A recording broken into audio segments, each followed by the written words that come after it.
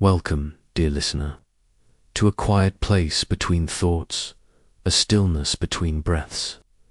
You have arrived at the empty boat, not a destination, but a return, to something you've always known, but maybe forgotten. This is not just a channel. It is a river of words, a lantern in the fog, a mirror that reflects not your face, but your soul. Here, we don't chase answers. We sit with questions. We listen to silence. We allow the stories to touch the parts of us that modern life has numbed: the tired heart, the restless mind, the ache we couldn't quite name. Each of the 25 stories you're about to hear is a journey into Zen wisdom, Buddhist insight, and the healing language of the soul. Some are gentle parables, some are quiet confessions. All are seeds for awakening. So I invite you to take a deep breath. Let the world outside melt away. Let the river carry you. This is your space too. Slow down, to feel, to remember, to heal. Let us begin. Story 1. The sound of one leaf falling. There was once a monastery hidden deep in the misty mountains of the north. It was the kind of place you wouldn't find on any map. It appeared only to those who stopped looking. Tall pines swayed in, rhythm with the wind, and the sound of a distant waterfall hummed like a forgotten lullaby. In the early morning, fog rolled over the stone path like a silk scarf, and the only footprints were those of deer, monks, and time itself. In this monastery lived a young monk named Riku. His robes were always neat, his chores done early, and his sitting posture perfectly straight. He followed the rules meticulously, memorized every sutra, and never failed to greet the abbot with a bow so deep it nearly touched the floor. But despite his devotion, Riku's mind was never still. He feared mistakes. He feared not being enough. Every action was a calculation. Every breath a performance of correctness. Beneath his calm exterior, there was a storm, the unrelenting need to control. Riku's greatest struggle was meditation. While the other monks sat for hours, as still as statues, Riku's mind raced, chasing thoughts, correcting posture, fighting the urge to scratch an itch or shift a muscle. He believed that if he could just do everything right, the peace would finally come. One afternoon, as the golden light of late summer dripped through the leaves, the old abbot called Riku to the rock garden. The abbot was a wiry man with eyes that held centuries. He rarely spoke unless necessary, and even then, his words seemed to rise from the earth rather than his mouth. "Sit," he said gently, patting the stone beside him. Riku sat, adjusting his robes perfectly. The abbot said nothing. Time passed. The shadows lengthened. A breeze stirred suddenly. A single leaf detached from the tall maple tree above and began its descent. It spiraled, hovered, danced briefly in mid-air, and then, without drama or resistance, landed silently at Riku's feet. The abbot turned to him and asked, "Did you hear it?" Riku blinked. "The leaf, yes." "Did you hear the sound of one leaf falling?" "I think I did." The abbot nodded slowly. "Then you are closer to awakening than you think." And then he rose, leaving Riku alone with the leaf. That night, Riku couldn't sleep. The question echoed in his mind, the sound of one leaf falling. He began to realize the abbot wasn't referring only to the physical sound, but to something else, something quieter than the ear could catch. In the following days, Riku changed. He still did his chores, still recited sutras, but there was less force in his movements, less effort in his silence. He began to sit not to conquer his mind, but to let it be. He stopped chasing peace, like prey, and allowed moments to unfold, like the leaf, gently without control. One morning, during walking meditation, Riku noticed a trail of ants moving across the stone. He stopped. For once, he didn't analyze or interfere. He simply watched. Their movements were both chaotic and precise. And somehow, in that moment, he understood. Everything has its place, even uncertainty. That evening, he approached the abbot again. "I think I understand," he said softly. The leaf did not try to fall. It simply followed the wind. The abbot smiled, his eyes crinkling like folded silk. "Control is a beautiful illusion, Riku, but it's still an illusion." Riku bowed, but this time not out of duty, out of quiet gratitude, philosophical reflection. The sound of one leaf falling is the sound of surrender, the moment we stop resisting the natural flow of things. In Zen, this is the heart of unnamed. Not that we care less, but that we stop clinging to how we think life should unfold. When we try to control every outcome, we miss the simple truth. Life is already happening. Like the leaf, we are carried, sometimes gently, sometimes with storm. But when we align with the wind, we fall with grace. To hear the sound of one leaf falling is to tune into the present moment, so fully that even silence has a song. Psychological reflection. In modern psychology, the desire to control often stems from anxiety, a subconscious attempt to manage uncertainty, avoid pain, and ensure safety. Control becomes our shield against vulnerability, but hyper-control leads to exhaustion, tension, and disconnect from the flow of life. We micromanage our days, relationships, even emotions. We plan so far ahead that we forget how to simply be. Mindfulness therapy teaches the power of presence, noticing without fixing, accepting without judgment. This is not passivity, it is clarity. It allows us to respond, not react, to soften instead of harden, to watch the mind like the sky watches clouds. Story reminds us that surrender is not failure. It is an opening, a return, a release into the larger intelligence that breathes through all things. Meditative closing tonight. When you lie down, ask yourself, what am I gripping too tightly? Where am I trying to force the wind? Take 3 deep breaths. Imagine yourself as a single leaf, suspended, soft, unafraid. Let go of the need to land perfectly. Let go of the idea that you must always steer the ship. Allow life to carry you, just for this moment. As the Buddha once said, you only lose what you cling to. Let go, and perhaps then you too will hear the sound of one leaf falling. Story 2. The empty teacup. It was late autumn in the southern province, where the air smelled of firewood and the rust of drying leaves. The forest behind the old temple wore a robe of gold and crimson, and the ground crunched gently underfoot. As pilgrims came and went, the temple sat quietly beneath the mountains, carved into time, not stone. Inside its wooden walls lived Master Tenzo, an old Zen teacher known for his stillness more than his speech. Each morning, Master Tenzo would light a stick of sandalwood incense, sit on the porch with his clay teacup, and watch the crows circle above the trees. He was a man few dared to interrupt, except for seekers.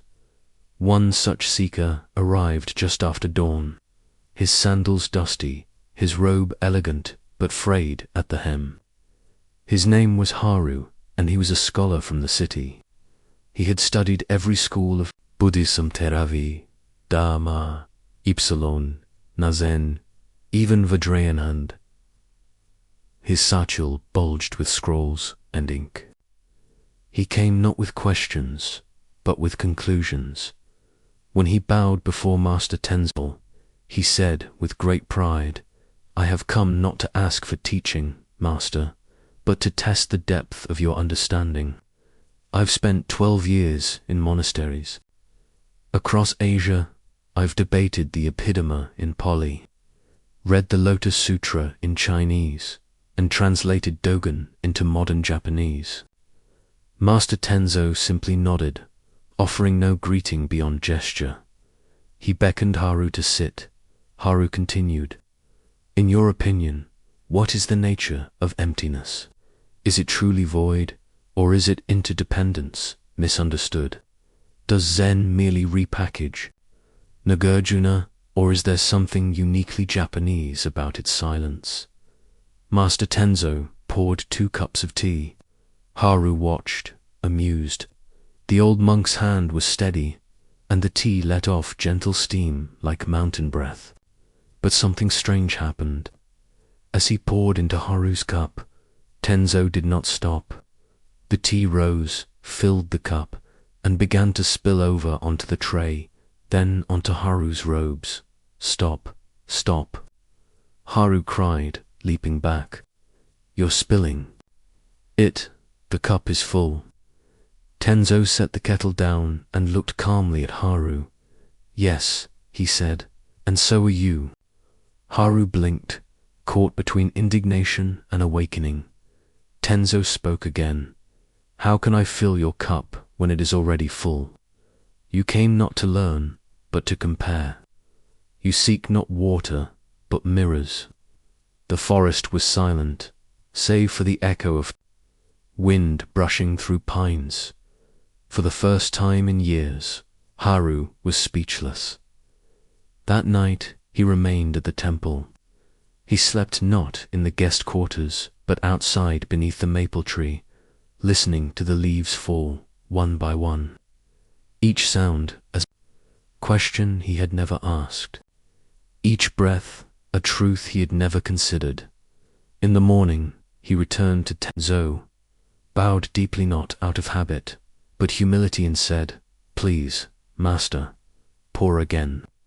Philosophical reflection. The story of the empty teacup is among the most essential in Zen because it confronts the root of our misunderstanding, the ego of knowledge. In Buddhism, nyot, or emptiness, is not mere nothingness. It is the absence of fixed self, the impermanence of all forms, and the interdependence of all things. Yet to truly see this requires more than intellect. It requires unlenging, an anji dot, an. Empty cup receives, a full cup spills. When our mind is filled with concepts, comparisons, and identities, there is no space for direct experience. Zen does not seek to explain life. It seeks to remove the barriers between us and life itself. Master Tenzo's lesson is not to scorn knowledge, but to remind us that wisdom begins where certainty ends. Psychological reflection in modern psychology. The phenomenon of the no can be linked to defense mechanisms. Intellectualization, for example, is a way people avoid feeling vulnerable. By turning everything into theory, they protect themselves from emotional uncertainty. But healing requires the opposite. It demands we soften, we let go of certainty, we admit, "I don't know." Only then can the therapeutic process unfold. Carl Rogers called it unconditional positive regard, an open space in which the truth of a person can arise naturally, without judgment or expectation. In mindfulness-based therapy, clients are often invited to be with what is not. Analyze it. The empty cup, in psychological terms, is presence without preconception. It is the basis of authentic change. Haru's journey reflects the transition from knowing to being, from pride to humility, from theory to truth. Meditative closing tonight. Before you sleep, ask yourself, where in my life is my cup too full? What assumptions, what identities, what fears fill me so completely that nothing new can enter? Take a deep breath. Imagine yourself holding a cup. Now gently pour out its contents, not because they were wrong, but because they have served their time. Let the cup be empty. Let your mind rest. Let life pour into you, not as facts, but as presence. As the Buddha once said, in the beginner's mind, there are many possibilities. In the expert's mind, there are few. Be the beginner. Be the cup. Be ready to receive. Story 3. The river that forgot its name long ago. In a region where mist curled endlessly above green hills and the sun rose like a quiet promise, there flowed a river. It was not the largest nor the longest river in the land, but it was the most mysterious. No map dared name it, for each time cartographers attempted to label it, the river would shift its course by the next season, carving new paths, abandoning old ones, as if refusing to be known. The villagers who lived near the river called it many names: the whispering water, the silver spine, the river that remembers. But the monks of the nearby mountain hermitage knew it by only one name, no name, and they taught that to name the river was to misunderstand it entirely. Among these monks was a young practitioner named Kion. Kion was bright, thoughtful, and deeply sincere in his quest for enlightenment. He had studied the scriptures, fasted during the rains, and meditated beneath the Bodhi tree replica in the monastery courtyard. But Kion carried a burden few could see, a constant gnawing need to define himself. He would often ask the elder monks questions like, "Am I making progress? Am I someone who is compassionate? Do you see me as disciplined? What role should I fulfill here?" His identity, though cloaked in spiritual pursuit, was always under construction, built on the fragile bricks of others' approval and self-assessment. One misty morning, the abbot sent Kion on a solitary retreat to a small hut beside the river Nonim. He was to stay there for 40 days and 40 nights, with only rice, tea, and silence for company. "Do not speak," the abbot said, "and do not seek to understand. Only observe." Kion bowed, though his mind swirled with interpretations. The hut was humble, no walls, only bamboo screens and a reed mat for sleep. The river sang endlessly nearby, shifting its song with the wind. On the first day, Kion meditated with determination. He recited every verse he could remember, counted every breath. By the 5th day, he had run out of mantra. By the 10th day, he began to feel strange, like a ghost watching his own life. The river flowed, the birds chirped, and Kion's thoughts began to lose their grip. He could no longer define his practice. He didn't know if he was progressing or wasting time. He tried to name what he was experiencing. Was it boredom, freedom, madness? But each label fell apart like sand in water. On the 18th night, under a moon pale as rice paper, Kion stepped to the river's edge. It had rained earlier, and the current was fast, muddy. He stared at the water and whispered, not as a monk, but as a man unraveling, "Who am I, if I am not my practice, not my role, not my past?" The river said nothing, but in that silence, something opened, not a door, not an answer, just space. From then on, Kion stopped meditating in the traditional way. He simply sat. He did not focus on the breath or the body. He did not chase clarity. He listened, not to gain, but to merge. His gaze softened, his heart softened, and something strange happened. The more he stopped trying to name himself, the more he felt himself. When the 40 days ended, Kion returned to the monastery. The abbot looked at him and said, "You have returned, but not the same." Kion replied quietly, "I remembered something I never knew." The abbot nodded. The river that forgets its name never dries. From that day on, Kian became known not for his intellect or form, but for his deep, wordless presence. He no longer asked who he was. He simply flowed, like the river unnamed, but unmistakably alive. Philosophical reflection Zen has never favored the question, "Who am I?" in the way the ego intends it. The path of awakening is not about defining the self, but about dissolving the illusion that the self is fixed, separate, and knowable through concepts. The river that forgets its name symbolizes unopened, the teaching of non-self in Buddhism. In the West, we cling to identities. I am a healer, I am broken, I am successful, I am unworthy. But all these are labels given to moving water. When we let go of the need to define, something remarkable happens. We begin to live, not as roles, but as presence itself. Like the river, we are not what we were yesterday, nor what we'll be tomorrow. We are only the flow now. Psychological reflection, in modern psychological terms. Our identities are often shaped by trauma, cultural expectation, and internalized belief. We become trapped in narratives that, while familiar, may no longer serve us. Therapists often work to deconstruct these narratives gently, not to destroy the sense of self, but to reveal the fluidity beneath.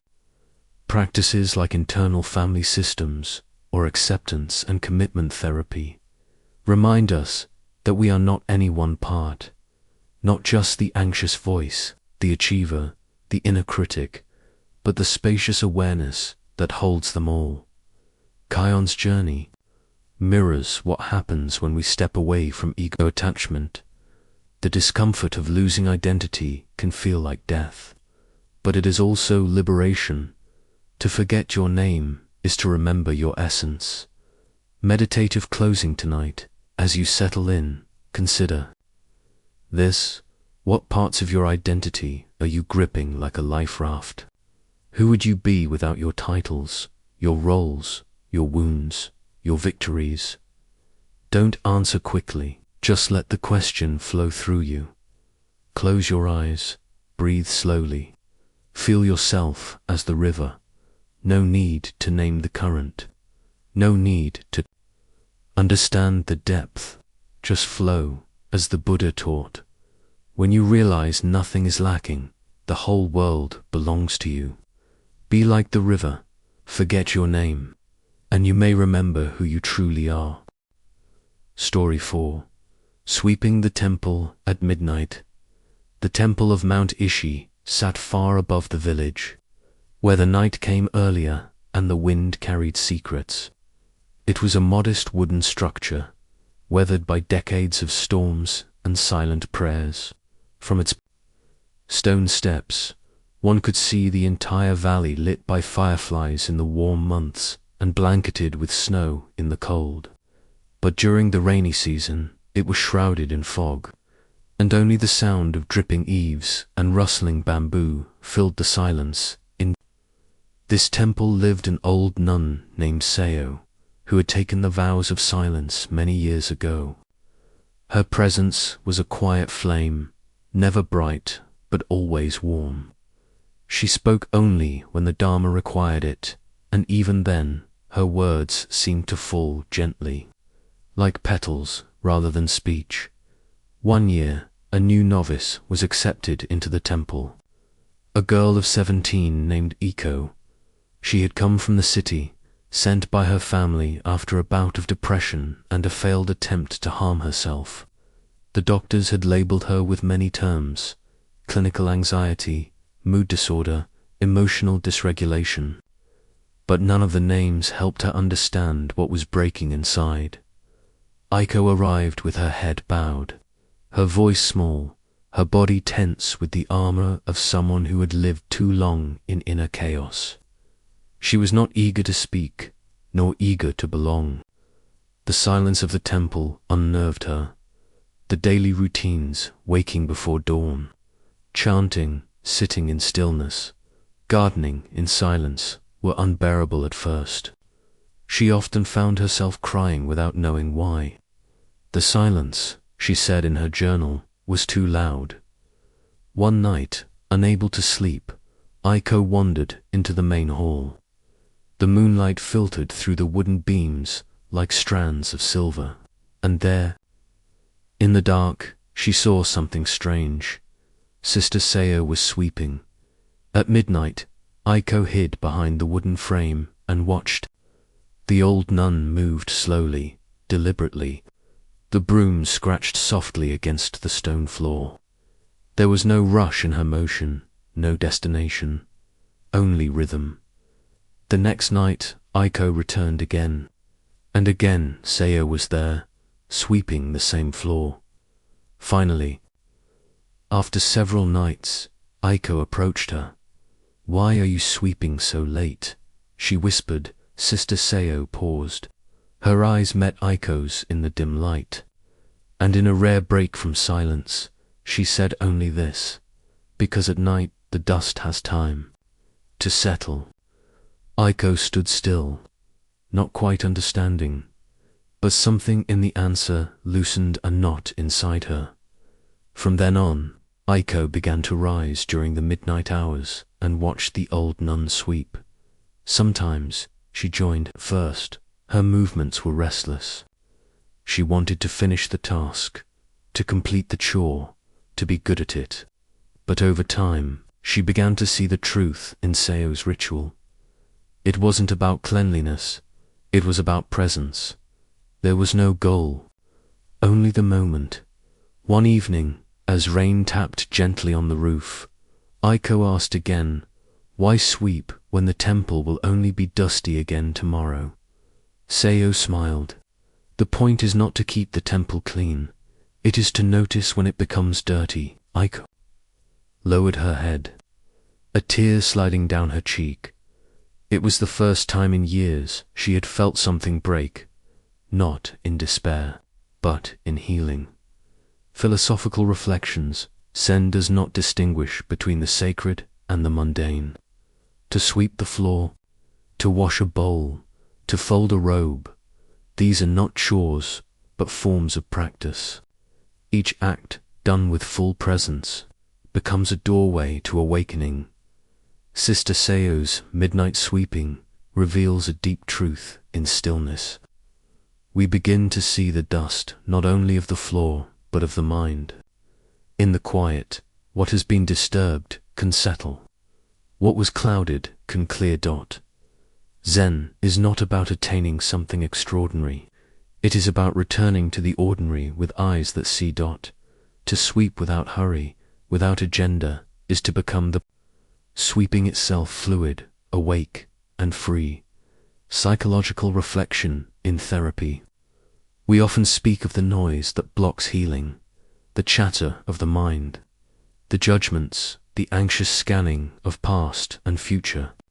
For trauma survivors or those with chronic anxiety, silence can feel threatening, because it removes distraction and brings unresolved pain into awareness. Yet mindfulness practices encourage gentle exposure to that silence, not to overwhelm, but to learn how to stay. Sister Seo's sweeping is a metaphor for emotional regulation through attention. By moving slowly, deliberately, with full presence, the nervous system downshifts. The act of sweeping becomes a grounding ritual, an embodied mindfulness that tells the body, "You are safe enough to slow down." ICO's transformation is not dramatic. It is quiet, like dawn, but it is real. Through repetitive, conscious action, she learns to stay present with her discomfort, and eventually to meet it with compassion rather than fear. Meditative closing tonight. Before you sleep, ask yourself, where is the dust in my temple? What emotions, thoughts, or fears have settled quietly while I rushed through my days? Light a candle, breathe in, breathe out. Imagine yourself with a broom, not to clean, but to listen. Let the motion be slow. Let the silence be full. Let the moment be enough. As the Buddha once said, do not dwell in the past. Do not dream of the future. Concentrate the mind on the present moment. Sweep gently, and in the sweeping, may the dust of suffering settle, and may the floor of your spirit shine again. Story 5. The bamboo does not break in the northern province, where winters bit through bones and the wind howled like a lone wolf across the mountains. There stood a bamboo grove behind an old monastery. The stalks grew high and close, swaying, together like silent monks in endless prostration. To the villagers, the grove was a place of mystery. During storms, while mighty trees split and fell, the bamboo only bent, never breaking. It was here that Master Ryokan made his home, not in the main hall of the monastery, but in a tiny wooden hut beside the bamboo grove. He was once a famed Zen teacher in the capital, but after a tragedy he never spoke of, he had retreated into silence. His robes had faded, and his eyes now looked inward more than out. The monks called him the empty reed. One spring, a woman arrived at the temple. Her name was Hannah, and her pain was written on her face like ink on parchment. Her husband had left her for another woman, and her young son had chosen to stay with him. She had not come seeking religion. She came seeking escape from grief, from betrayal, from the unbearable silence of her home. She requested to stay for a month, and the abbot allowed it. But it was Master Ryokan who offered her shelter in his hut beside the bamboo. At first, Hannah resisted the quiet. She filled the space with questions. Why did this happen to me? Was I not enough? What did I do wrong? Ryokan never answered. He served tea. He swept the floor. He watched the wind and the bamboo and said nothing. On the 5th night, a storm came, fierce, furious, shaking the mountains to their roots. Thunder cracked like a whip. Hannah sat up, afraid. But Ryokan simply opened the bamboo door and said, "Come." He led her to the edge of the grove. The wind tore through the stalks, bending them to the ground, yet none snapped. They bowed deeply, then rose again when the wind passed. Ryokan pointed.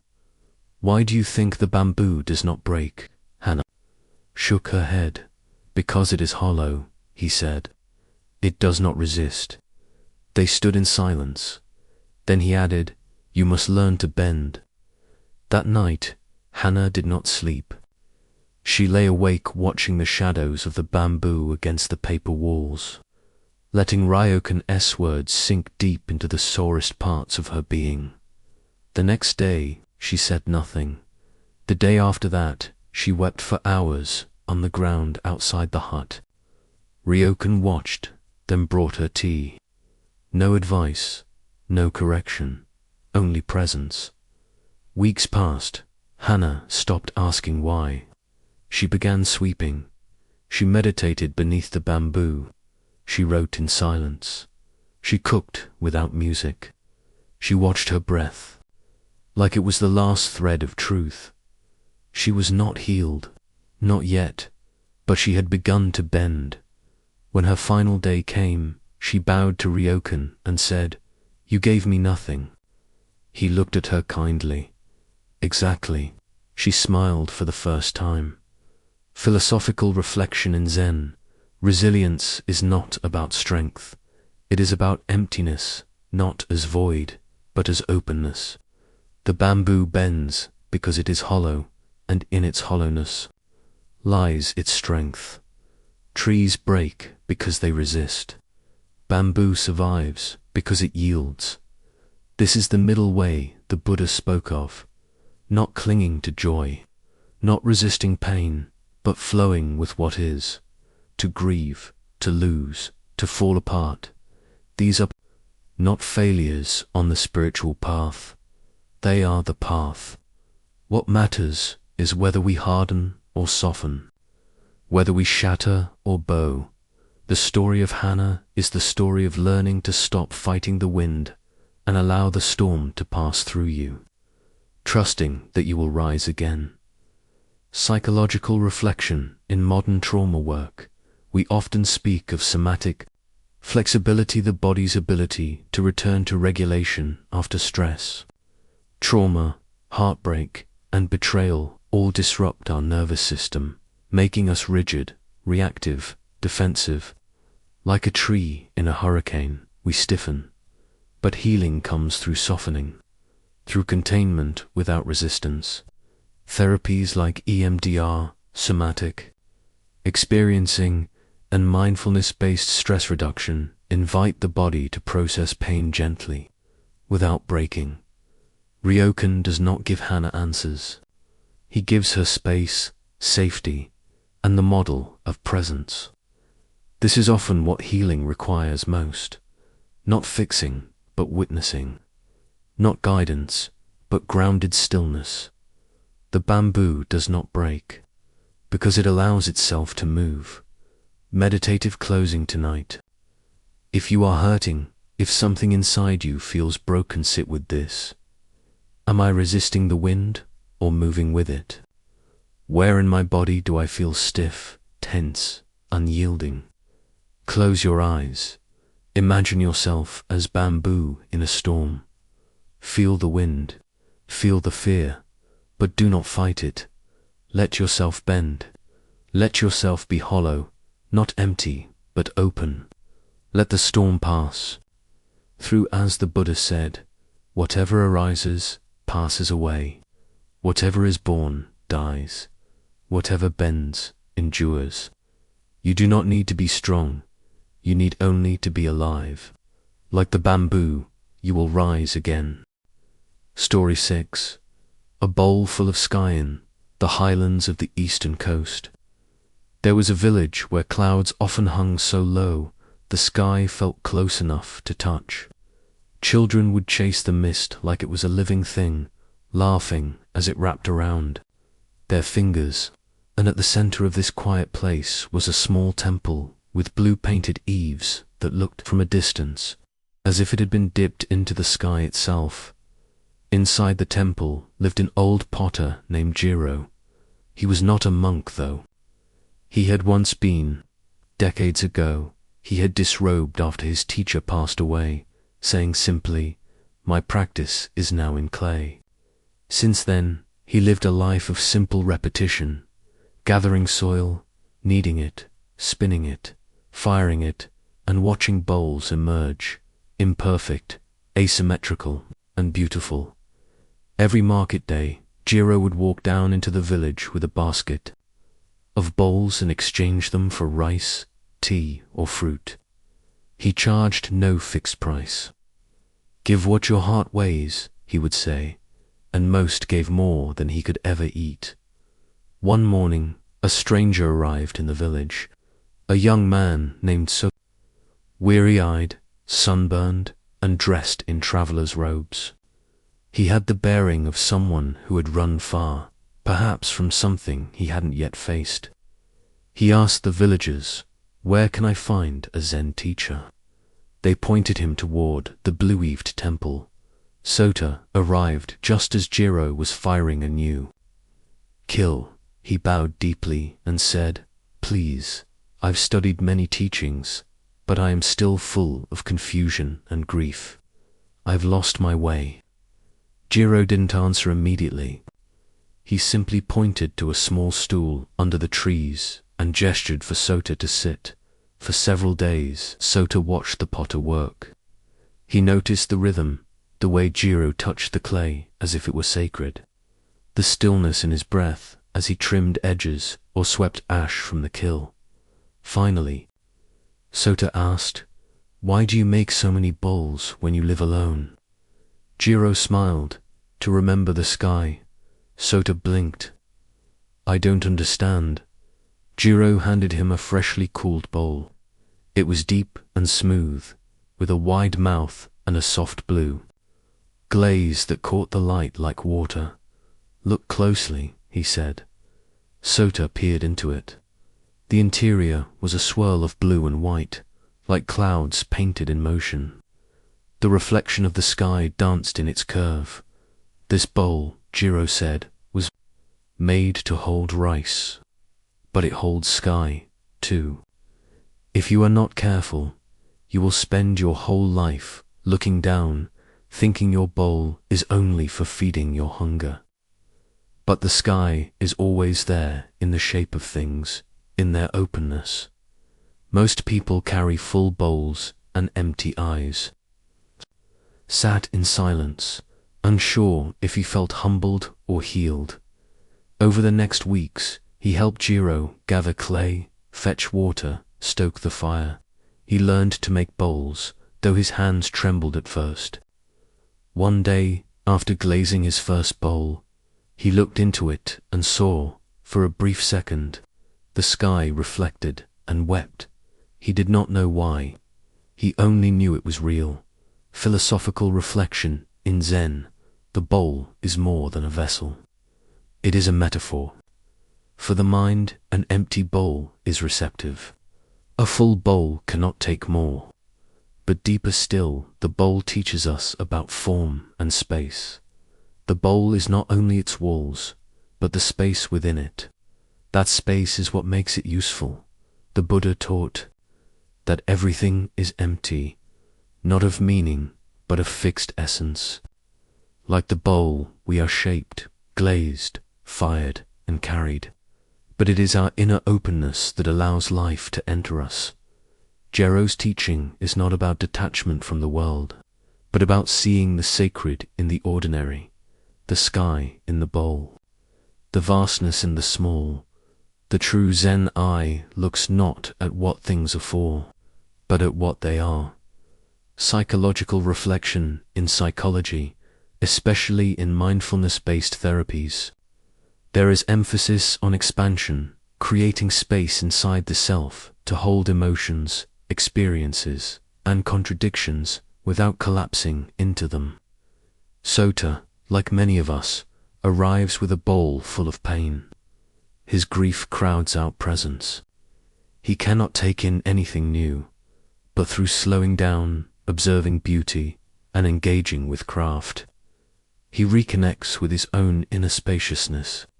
The process of creating, of forming bowls with intention and care, becomes a healing ritual. It grounds him in the body and opens the mind. Modern life often encourages consumption.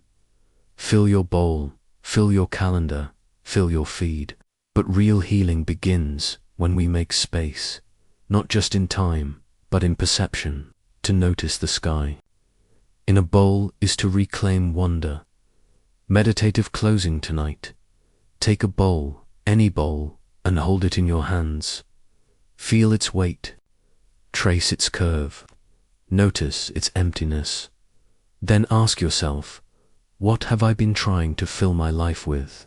And what might happen if I allowed more space instead? Close your eyes. Let the bowl become your breath. Let each inhale open you. Let each exhale soften you. As the Buddha once said, form is emptiness. Emptiness is form. The same is true for feelings, perceptions, impulses, and consciousness. May you carry a bowl full of sky, and may its openness remind you, you are already enough. Story 7. The Man Who Chased the Echo. There was once a village built in the curve of a narrow canyon, where sound echoed for miles. The villagers learned early in life that even whispers could return like thunder. Children played games of shouting into the cliffs and laughing at their own voices coming back. Elders told tales of gods who lived in the stones, repeating only what you were brave enough to say aloud. In this village lived a man named Dago. He was young, capable, and ambitious unusual. Qualities in a place where time moved slowly and contentment was considered a virtue. while others were content to farm rice, sweep shrines, or mend nets. Dago wanted more. He wanted greatness. He wanted recognition. He wanted to be heard far beyond the canyon. When he was 24, he left the village to seek a name for himself. He traveled from town to town, learning skills, collecting titles: calligrapher, merchant, court performer, even a brief stint as a palace attendant. He amassed wealth, reputation, and the approval of those who mattered. But each victory brought only a momentary thrill, followed by a deeper hunger. He would often lie awake in lavish inns, unable to rest, wondering, was this enough? Shouldn't it feel like more? 10 years passed. His name was now known across 3 provinces, but something in him remained unsettled, brittle. The more he achieved, the more invisible he felt. One spring, burned out and hollow, Dago returned to his childhood village. It was, as he remembered, modest, slow-moving, content. He told no one of his return. Instead, he hiked up the old path, into the canyon, to a ledge he used to visit as a boy. Standing there alone, he shouted into the rocks, "Who am I?" The canyon echoed back, "Who am I?" Frustrated, he shouted again, louder, "Am I worthy?" The echo returned, "Am I worthy?" His voice cracked. "I have done everything. Why do I still feel empty?" Silence followed. No echo this time. Only wind. He collapsed onto the stones and wept, not from sadness, but from exhaustion. That night, he stayed in the canyon, watching stars scatter above him like spilled rice. He slept without dreams. The next morning, he returned to the village shrine and found an old man sweeping. It was Genji, the temple caretaker, nearly blind with age, but sharp in spirit. Dago bowed and asked, "Do you remember me?" Genji chuckled. "The boy who chased his own voice?" "Of course." Dago smiled weakly. "I thought if I became someone important, I'd stop needing to hear myself echoed." Genji nodded, still sweeping. "The echo only repeats what you shout. It cannot tell you who you are, but it can show you what you're chasing." Dago sat down beside him. "Then what should I be chasing?" Genji paused, then handed Dago the broom. "Try sweeping," he said, "and listen not to the canyon, but to the silence inside it." Philosophical reflection. This story reveals the core of a spiritual paradox. The more we chase identity, the more we lose it. In Zen, the echo symbolizes our need for affirmation, for a response from the world that confirms we exist, that we matter, that we are enough. But all the echo can do is mirror our voice back to us. It cannot provide the truth we seek. Only stillness can. The Buddha taught that suffering arises from craving, not just for pleasure, but for permanence, identity, recognition. We cling to names, titles, successes, and even spiritual progress as badges of selfhood. But the self, as understood in Buddhism, is not a solid thing. It is a process, a series of conditions arising and passing. Chasing the echo is chasing a shadow. True peace begins when we stop shouting and start listening. Psychological reflection in the realm of psychology. Dago's story touches on the pain of external validation, the belief that self-worth depends on applause, titles, approval. This often stems from early experiences where love was conditional, or identity was shaped by achievement. People who chase echo-like validation often feel empty despite success. This is because validation, while pleasurable, is impermanent. It fades. It must be constantly re-earned. Therapeutic healing involves developing internal validation, a sense of worth, not dependent on outcomes. Mindfulness, self-compassion, and emotional attunement help us hear the quieter voice beneath the craving, the one that says, "You are already here. You are already enough." Genji's wisdom invites Dago not to reject his past, but to let go of the chase, to return not to a place, but to the quiet center within himself. Meditative closing tonight. Ask yourself gently, what echo have I been chasing? Whose approval, what outcome, what label have I believed will make me whole? Close your eyes. Let your breath become the canyon. Each inhale an invitation, each exhale a release. Don't shout into the world. Listen instead. Not for answers, but for presence. As the Buddha once said, peace comes from within. Do not seek it without. May you stop chasing echoes, and may you discover the voice that does not need to be heard to be real. Story 8. The fox under the altar in the quiet hills of an old province, where pine forests stood like sentinels and mist rarely lifted before midday. There was a temple built entirely of cypress wood. The temple was simple, without grandeur, and yet pilgrims traveled from far villages to kneel in its hall, whisper prayers and light incense. They came not for spectacle, but for the peace that clung to the air like dew-dot. At the heart of the temple was a stone altar. Upon it stood a statue of Kitty-Gaba, the bodhisattva of the underworld, protector of the lost.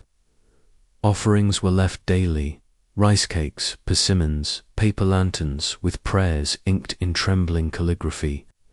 The monks cleaned the altar each dawn, and none dared speak loudly in its presence. But what none of them knew, or perhaps chose not to see, was that, under the altar, in a hollow space barely visible between the stone and wood, lived a fox. The fox was old, with fur the color of ash and eyes like lantern flames. It had lived there for many years, feeding on crumbs from offerings and small birds that strayed too close. It was rarely seen, but the monks sometimes reported strange dreams after meditating in the hall, visions of eyes in the dark, or the smell of burnt fur. The abbot, a man named Shin, was well into his 70s and known for his strict adherence to discipline. He believed in rituals, in structure, and in the purity of the Dharma. He taught that the path to awakening was narrow and must be walked without deviation. One day, a novice named Mako was assigned to clean the main altar. Mako was gentle, curious, and often slow in his tasks, not out of laziness, but because he noticed things others missed. As he swept beneath the altar, he glimpsed movement, the flicker of a tail. When he leaned closer, he saw the fox curled in shadow, watching him with unblinking eyes. He did not shout or run. He simply bowed. From that day on, Mako began leaving food near the edge of the altar's base, not as an offering to the statue, but to the fox. Rice, bits of sweet potato, even chestnuts in autumn. Word of this act reached the abbot, who summoned Mako to the garden. "There is a fox under the altar," the abbot said coldly. "It is an impurity in a sacred space." Mako bowed. "The fox lives there peacefully. I do not disturb it." "It is not about disturbance," the abbot snapped. "The altar must be pure. Foxes are tricksters. Their presence brings confusion." Mako hesitated. "But perhaps the altar is for all beings, not just the pure." The abbot stared at him, then looked away. That night, the fox appeared in the abbot's dream. It sat atop the altar, where the statue should have been, and spoke in a voice that sounded like fire cracking in the cold. "You speak of purity, but your heart is stone. You bow before emptiness and ignore the life at your feet." The abbot woke in sweat. The next morning, he went to the hall before dawn. The fox was there, curled beside the statue, calm and breathing slowly. The abbot stood in silence. Then, for the first time in years, he bowed not to the stone, but to the fox, and for the first time, the fox disappeared. Philosophical reflection in Zen: purity is not the absence of dirt. It is the absence of division. The story of the fox under the altar challenges the binary of sacred and profane, inviting us to look beyond form and into essence. The fox, traditionally seen in East Asian folklore as a trickster or even a spirit of illusion, here becomes the very mirror of awakening. It is not the statue revered in stillness, but the living, breathing presence beneath it, wild, unseen, dismissed. Zen often teaches through contradiction. The altar, meant to symbolize transcendence, becomes meaningful only when we recognize the fox, the ordinary, the inconvenient, the uninvited, as part of the sacred.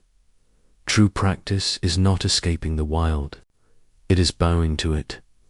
Psychological reflection: the fox represents the unconscious, the parts of ourselves we hide beneath the rituals of normalcy and spiritual performance. In psychology, this is the shadow, our desires, fears, wounds, and instincts that we deny in the name of being good or enlightened. Mako's compassion reflects what in therapy we call integration, the process of bringing awareness to the disowned parts of the self and welcoming them back into wholeness. The abbot's dream is not punishment, but awakening. It reveals that even rigid discipline can become a defense, a shield from vulnerability. And sometimes it is not our devotion that transforms us, but the presence we dared to reject. To feed the fox is to feed the soul's forgotten truths. Meditative closing tonight. As you prepare for rest, ask yourself, what fox lives beneath my altar? What part of me have I called impure, unworthy, or unspiritual? Close your eyes. Visualize an altar, not grand but humble. Beneath it, see the shape of something alive. Don't banish it. Don't judge it, Bodot.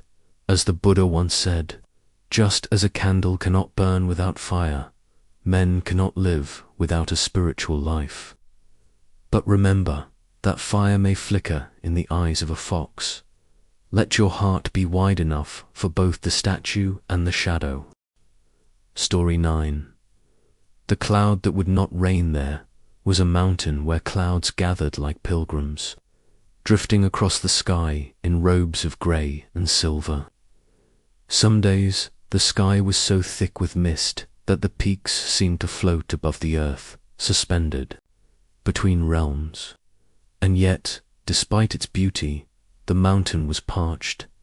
Year after year, the clouds would gather, hang heavily above the valleys, and then drift away without shedding a single drop.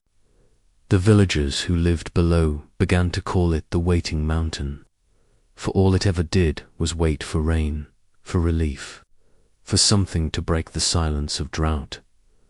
Among these villagers was a woman named Immerse. She was known for her garden, which bloomed even in lean seasons. Some said she whispered to the roots at night. Others said she wept into the soil. She lived alone at the edge of the village, with a crooked gate and a stone path lined with wind chimes that sang when there was no wind. Immerse had once been in love. Years ago, when she was young and her hair still held the glint of copper, she had fallen deeply, wordlessly, in love with a man named Kento. They were never married, never bound by ritual, but they were bound by something deeper, the silent understanding of two people who saw the same world and wished only to share it. But one spring, Kento left.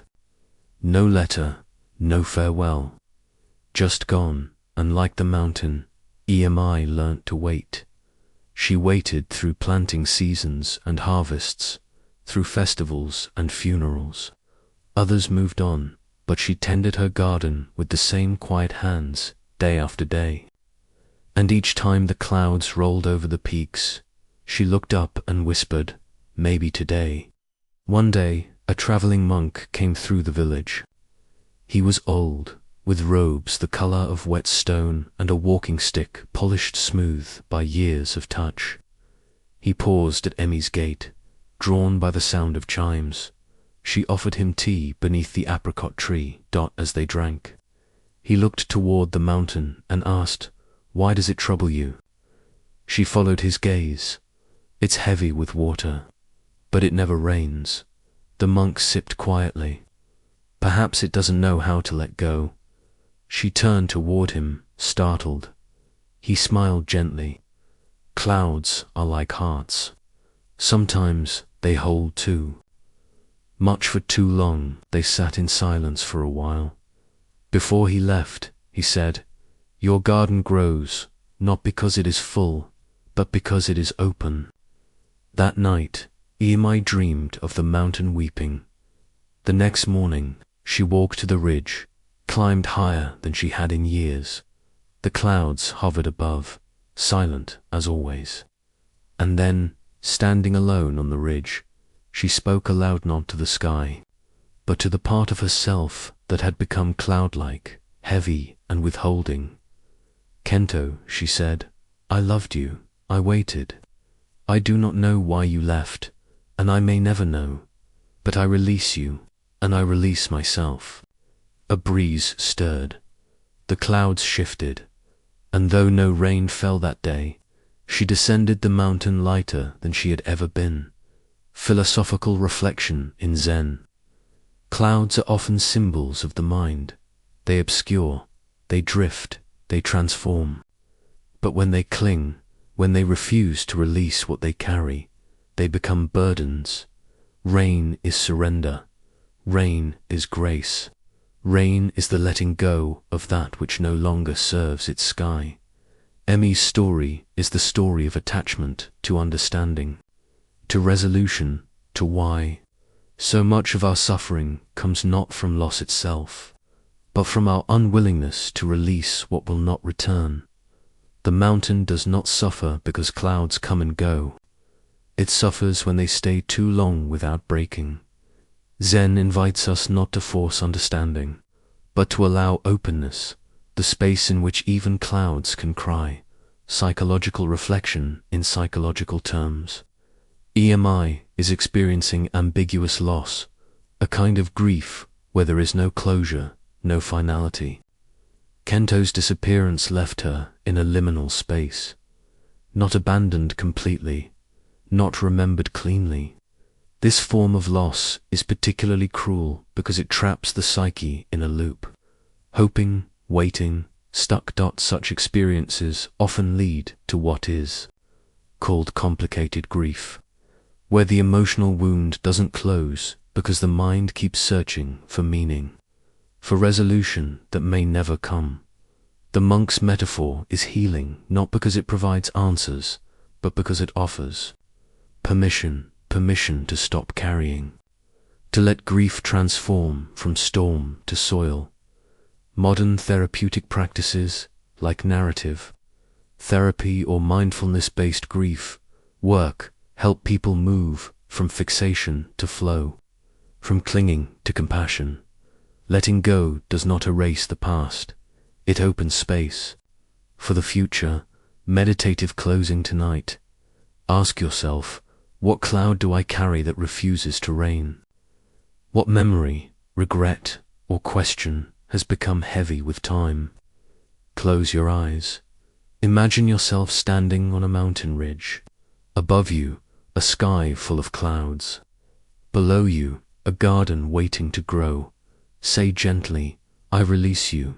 Say again, "I release myself." As the Buddha once said, you cannot travel the path until you have become the path itself. Be the sky, be the cloud, be the rain, and let what falls become what nourishes. Story 10. The lotus beneath the mud in the southern wetlands, where dragonflies skimmed the water and frogs sang love songs through the night. There was a pond so still it mirrored the sky, but beneath its surface was thick, black mud, the kind that stuck to your skin and didn't let go.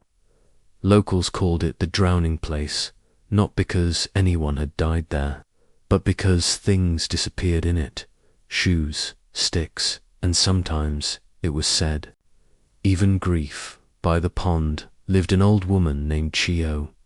Her house was built of cracked wood and patched clay, surrounded by tall reeds and wildflowers that grew without discipline. She was known as a healer, but not the kind with herbs or chants. People came to her when their sorrow had settled too deep for language. She listened more than she spoke. Sometimes all she gave was silence, but somehow people left lighter. One day a man named Taro arrived. He was gaunt, eyes sunken, clothes to clean for the wetlands. He did not bow or smile. He simply said, "I have nothing left. Can you help me forget?" Chio motioned for him to sit on a low stool by the pond. She brought him tea, cloudy and bitter. He drank without complaint. She asked, "What happened?" He hesitated, then spoke in a slow, rehearsed voice. "My daughter died 3 years ago. Illness. I sold everything to try to save her. Nothing worked. Now I sit in my apartment, day after day, staring at a bed that will never be used again. People say, move on. But move where? Into what?" Chio looked at the pond. "Do you know how the lotus grows?" Taro shook his head. "In mud," she said. "Thick, foul-smelling mud. But it doesn't fight it. It rises through it. Not in haste. Not in hate. Just slowly, inch by inch, until it breaks the surface and opens." He said nothing.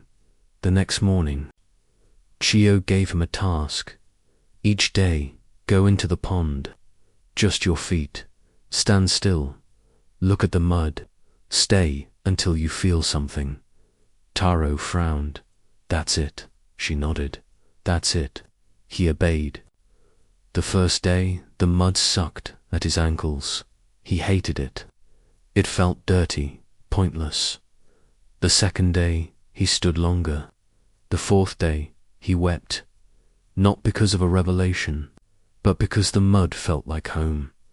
By the second week, he began to see them, lotus buds, rising beside him.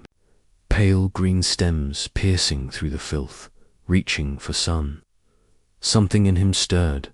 On the 14th day, he knelt beside one fully bloomed flower, white as silence, and whispered, "You came from this." That night, he sat beside Chio and said, "I thought grief was a weight. But maybe it's also a root." She smiled. And roots, when allowed to breathe, become blossoms. Philosophical reflection, the lotus is one of Buddhism's most enduring symbols, and for good reason. It does not grow on dry, clean land. It emerges from rot, from mud, from decay. And yet, when it opens, not a single drop of mud clings to its petals. This is the heart of spiritual growth in Zen. Not rising above suffering, but through it. Not escaping the mud, but allowing it to be the ground from which something beautiful can emerge. Taro's journey is not about forgetting, but about transforming grief, becoming compassion, sorrow becoming stillness. The path of awakening is not paved with light. It is carved through shadow. Pain is not the enemy, it is the mud, and the mud is the beginning. Psychological reflection, in psychological terms, Taro's experience reflects the process of growth, the idea that profound suffering, when fully processed, can lead to deeper meaning, resilience, and empathy. Not all pain disappears. Some of it becomes the soil from which purpose grows. Grief is often misunderstood in modern society. We are told to move on, to get over it. But true healing does not come through denial or distraction. It comes through presence, standing in the mud, feeling it, and not turning away. Chio's method is somatic, symbolic, and slow. Like much of good therapy, it bypasses logic and lets the body remember its place in nature, its rhythm of return. Standing in the mud is a kind of radical acceptance. This is where I am, and only from here can I grow.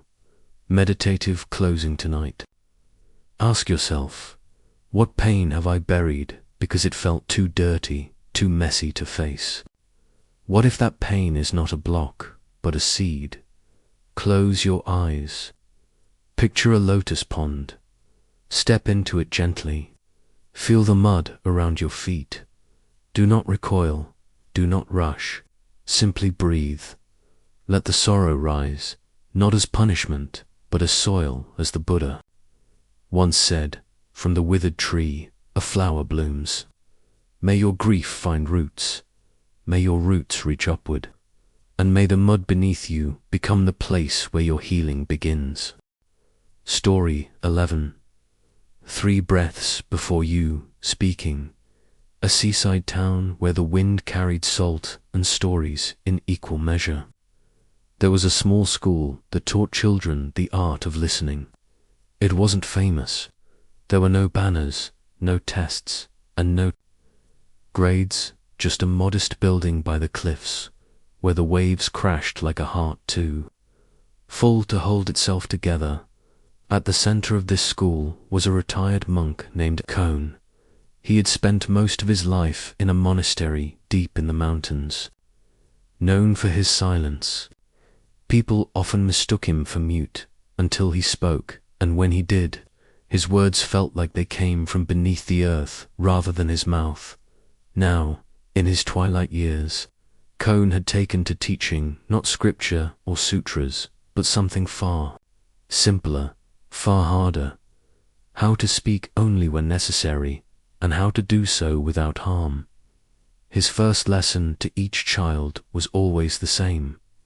Before you speak, take 3 breaths. The children found it silly. Why 3? They asked. Why not 1? Cone would only smile and reply, because the first breath is for you, the second is for them, and the third is for silence. One afternoon, a new student arrived. A boy named Ren. He had been expelled from 2 other schools for fighting, for shouting, for saying things he could never unsay. His voice was like a blade, sharp, reactive, and always drawn too fast. When Ren arrived, he was defiant. I don't need help.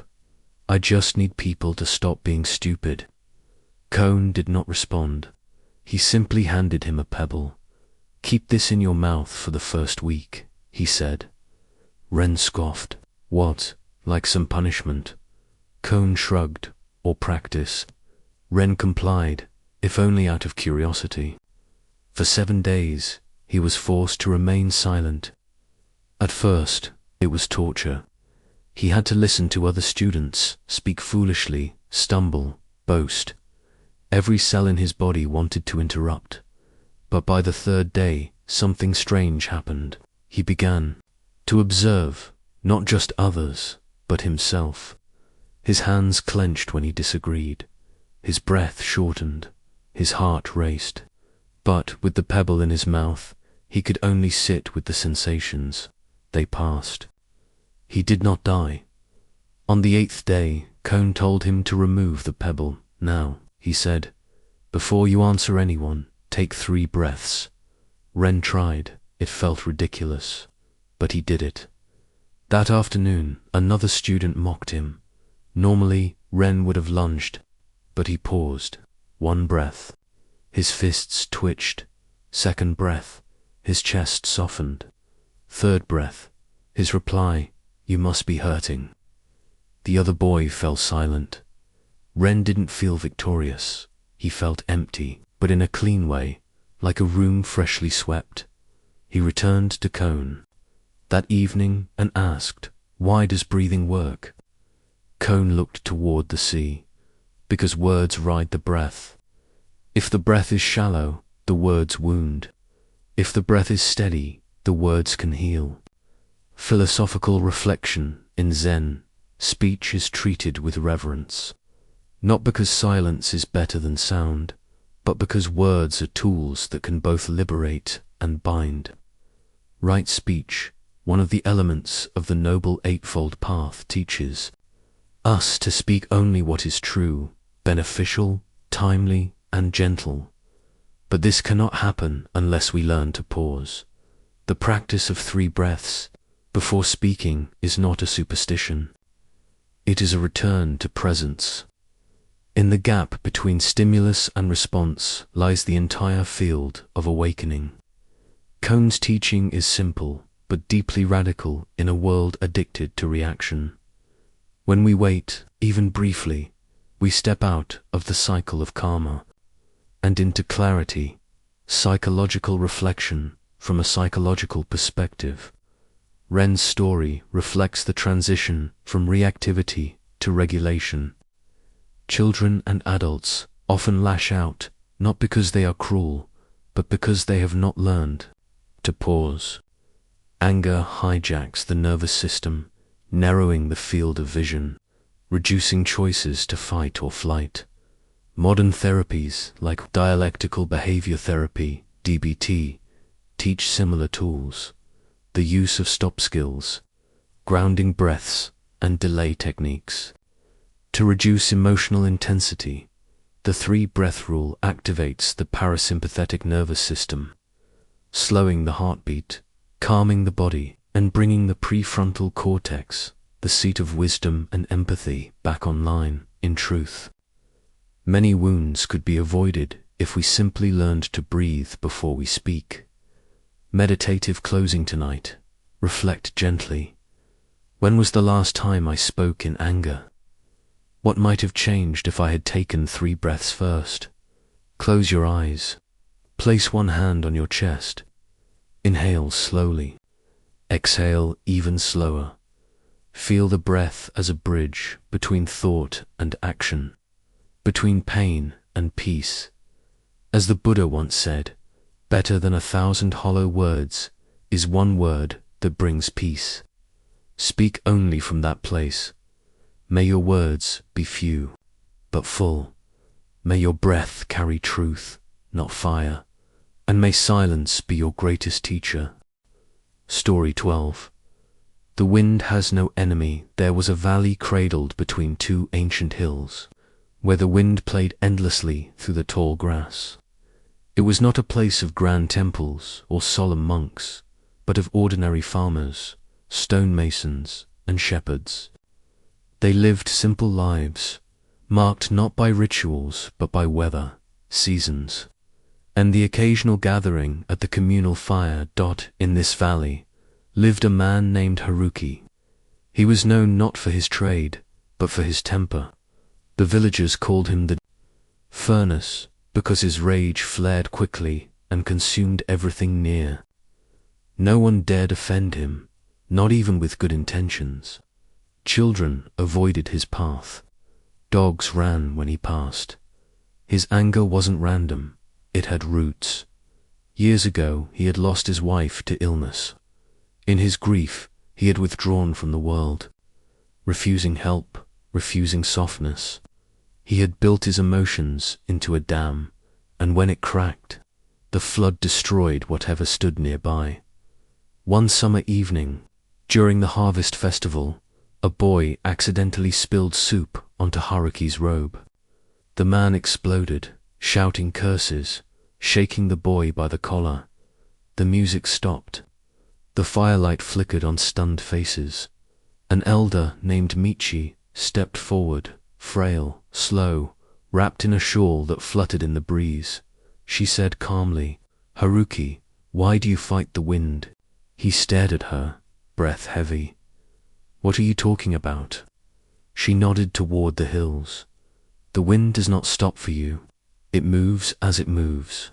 You can curse it, chase it, try to cage it, but you will only exhaust yourself. You are chasing wind with a sword. The crowd stood silent. Haruki looked around and saw fear, not respect. He dropped the boy's collar and walked away, muttering. That night, he could not sleep. The next morning, Michi knocked on his door.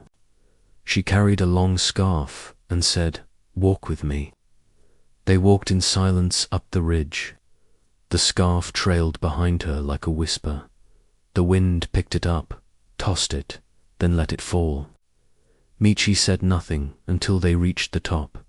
Then she said, "When your wife died, you closed your heart. But grief is not your enemy, nor is the world.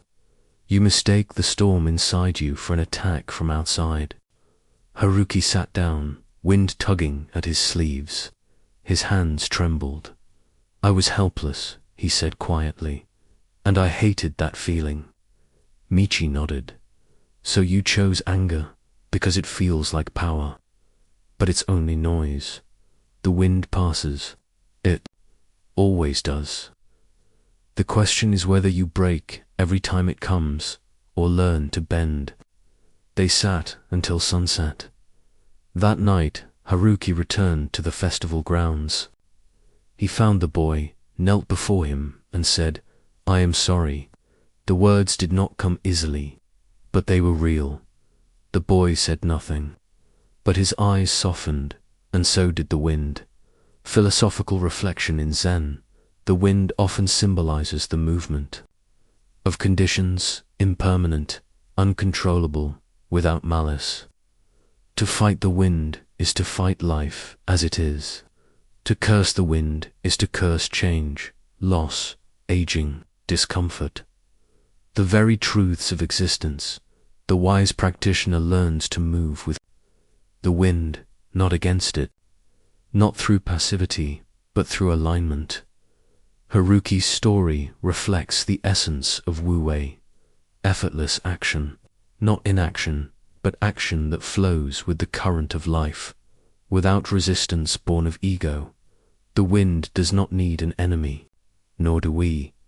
Psychological reflection anger, in psychological terms, is often a secondary emotion, a protector for more vulnerable states like sadness, fear, or shame. For Haruki, grief was too raw, too powerless. Anger gave him a mask of strength, but unprocessed grief becomes aggression, and aggression isolates. Therapies like emotion-focused therapy (EFT) help individuals contact these deeper primary emotions. The healing lies not in suppressing anger, but in understanding what it defends. Michi's metaphor, chasing the wind with a sword, is both poetic and neurologically sound. Anger activates the fight-or-flight response, but without regulation, it becomes chronic, damaging relationships and deepening loneliness. Compassion, apology, and mindfulness allow for emotional repair, not by pretending the wind doesn't blow, but by learning to breathe as it passes. Meditative closing tonight. Ask yourself, what wind have I been fighting? What feeling am I avoiding by staying angry? Close your eyes. Place your hands on your knees. Feel your breath like a breeze. In, out, passing, returning. No judgment, just motion. As the Buddha once said, hatred does not cease by hatred, but only by love. This is the eternal rule. May your anger soften, may your grief be held, and may you learn to stand in the wind without breaking. Story 13. The Master and the Mirror Rat, the foot of Mount Kureha. Where cherry trees bloomed even in the briefest spring, there stood a temple made of pale wood and old stone. It was quiet, tucked between two cliffs that caught the morning sun. The monks there were few in number, but many in discipline. They practiced zazen for hours, swept the temple floors with reverence, and spoke only when words were necessary. Among them lived a master named Isamu. He was not known for warmth, but for clarity, like cold water, honest and bracing. He had studied under 3 Zen teachers, sat in retreat for years, and once meditated for 7 days without rising. His students revered him and feared him. He had a way of seeing through people, as if his eyes were not looking at them, but into them. One day, a new student arrived. Her name was Yui. She was in her early 30s, with eyes that darted like a deer in an open field. She bowed deeply, asked no questions, and followed every rule to perfection. She was quiet, disciplined, and serious, but beneath her composure lived something else, a constant tension, like a wire pulled too tight.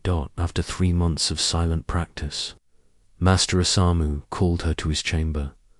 "You sit well," he said. "You move like mist." "Thank you, Master," she replied softly. He studied her. "But your heart is heavy. What are you carrying?" Yui hesitated. Then, as if exhaling something long held, she said, "Shame." He nodded. "Whose?" She looked down. "Mine." He stood and pointed to the far wall, where a tall mirror leaned, a simple thing, unpolished, framed in bamboo. "Come," he said. She approached. "Look into the mirror," he instructed. "What do you see?" "Myself." He nodded. "Describe her." Yui hesitated, rigid, tired, unsure.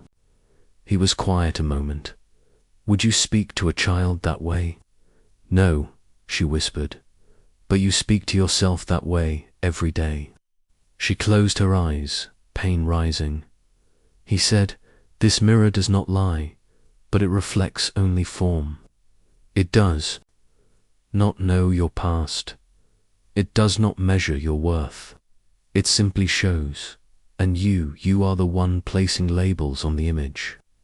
She trembled. "I don't know how to stop."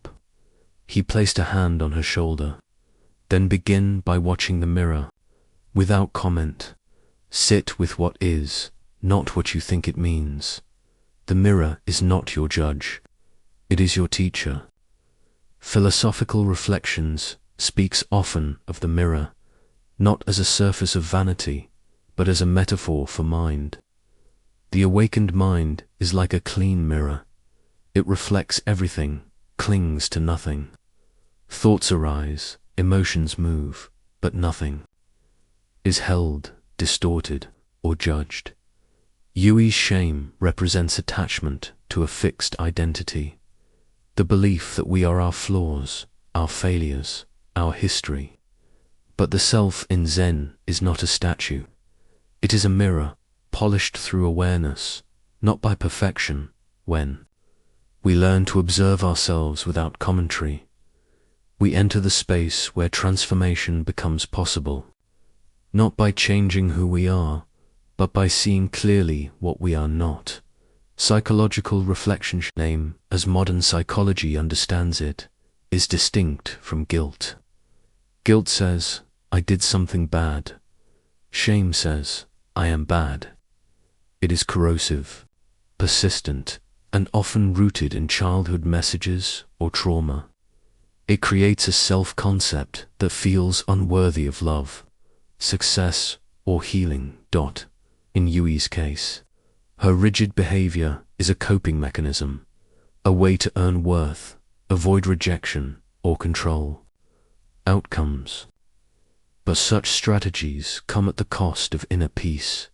Therapeutic practices like compassion-focused therapy, CFT, or internal family systems, IFS, aim to bring gentleness to the inner critic, not to silence it, but to understand it, to see the wounded part behind the judgment. Master Isamu does not offer affirmations or praise. He offers clarity. He teaches her to sit with her reflection, not as enemy, but as mirror, raw, present. free of interpretation. This is the beginning of true healing, not the removal of shame, but its illumination. Meditative closing tonight. Sit quietly. Find a mirror, real or imagined. Look gently at your reflection. Ask no questions. Make no comments. Simply observe. Breathe. Ask yourself, who taught me to judge this face? What would it be like to simply see, not define? As the Buddha once said, you yourself, as much as anybody in the entire universe, deserve your love and affection. Let the mirror be still. Let your gaze soften. Let yourself be seen without story, without stain. May your shame dissolve like fog in morning sun, and may your reflection return to being just light. Story 14. The monk who planted silence in the southern province of Yamaji. There was once a monastery known not for its size or grandeur, but for its silence. Nestled between whispering bamboo groves and the slow winding of a misty river, the monastery stood like a forgotten thought, quiet, still, and barely touched by time. There lived an old monk there named Daisetsu. He had been a gardener before he was ever a monk, and he never truly stopped. His robes were always dusted with soil, his sandals caked with mud, and his hands were permanently marked with green and brown. While the other monks copied sutras or taught philosophy, Daisetsu quietly tended to the garden behind the temple. No one asked him to. He simply continued, day after day, like breathing. People said Daisetsu never spoke, not in ritual, not in prayer, not even during tea. He bowed in greeting, smiled when necessary, and listened more deeply than anyone expected. Visitors often came to the monastery to seek answers, to ask about suffering, purpose, karma, or death. They would pass through the temple's heavy wooden gate and find themselves drawn to the back garden, where Daisetsu knelt among wildflowers, herbs, and moss-covered stones. One day, a young man arrived with a storm in his heart. His name was Kenji, and he had lost everything. His job, his partner, and his sense of who he was. Grief sat in his chest like a stone he couldn't swallow. He found Daisetsu crouched by the river, tending to a patch of moss growing between two stones. I need help, Kenji said. My mind is too loud. I can't think. I can't stop. Everything hurts. Daisetsu looked up. He did not speak. He simply extended a hand and pointed to the moss. Kenji blinked. What? Daisetsu stood slowly, dusted his knees, and walked toward a bare patch of earth nearby. He knelt and began clearing debris, small twigs, leaves, stones. Then, reaching into his satchel, he drew out a tiny scoop of moss and pressed it into the earth like a sacred jewel. He watered it carefully, pressed the edges flat with his palm, and then looked at Kenji. Kenji frowned. You're telling me to plant moss? Daisetsu nodded once. Then he walked away. Confused, Kenji stayed. He stared at the moss. Then, unsure what else to do, he copied what he had seen, cleared a small patch of earth, pressed in a clump of moss, watered it, sat with it. The next day he came back, and the day after that, each day, Daisetsu gave him no words, only gestures, a nod toward a rock, a glance at the shape of a tree's shadow, a silent moment beside a tiny flower, and in that silence, something strange began to happen. The noise in Kenji's mind did not disappear, but it softened. He began to notice things. The sound of dew dripping from bamboo, the shape of clouds caught in puddles, the way ants moved in perfect silence through the roots of old pine. Weeks passed. Kenji no longer asked for help. He simply came. Then, one morning, he arrived to find Deisetsu sitting on the old bench by the river. The old monk was staring at the moss garden, which had begun to glow with vibrant green in the morning sun. Kenji sat beside him. After a long silence, Kenji spoke.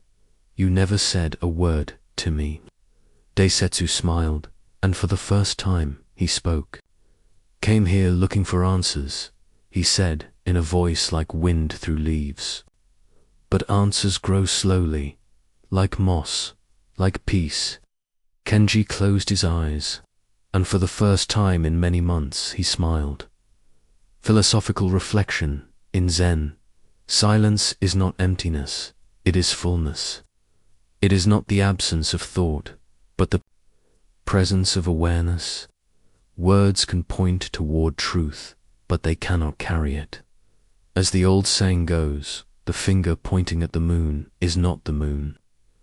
Deisetsu teaches, through nonverbal presence, the truest kind of teaching. Like moss, silence spreads gently, without demand. It does not grow by force, but by invitation. It asks only for patience, and in return, it offers clarity. The modern mind, trapped in constant noise and stimulation, forgets that stillness is fertile soil. In that soil, wisdom grows. Psychological reflection from a psychological perspective. Kenji's journey illustrates the healing power of sensory mindfulness and nonverbal attunement. Often, people in crisis seek immediate answers, verbal reassurance, or cognitive solutions, but emotional trauma resides deeper than thought. It lives in the body. Deisetsu's approach bypasses language and engages the somatic level, grounding Kenji in the present through rhythm, touch, sight, and silence. Planting moss is not a metaphor, but a method. It is mindfulness embodied. Current trauma-informed therapies, like somatic experiencing or nature-based therapy, recognize that healing is not always verbal. Sometimes planting moss says more than 1,000 words. Sometimes silence is the loudest support. Meditative closing tonight. Plant silence, not in a garden, but in your mind. Find a quiet place, sit comfortably, close your eyes, feel your breath. Don't fix anything. Don't analyze. Just sit, like moss, still green, soft.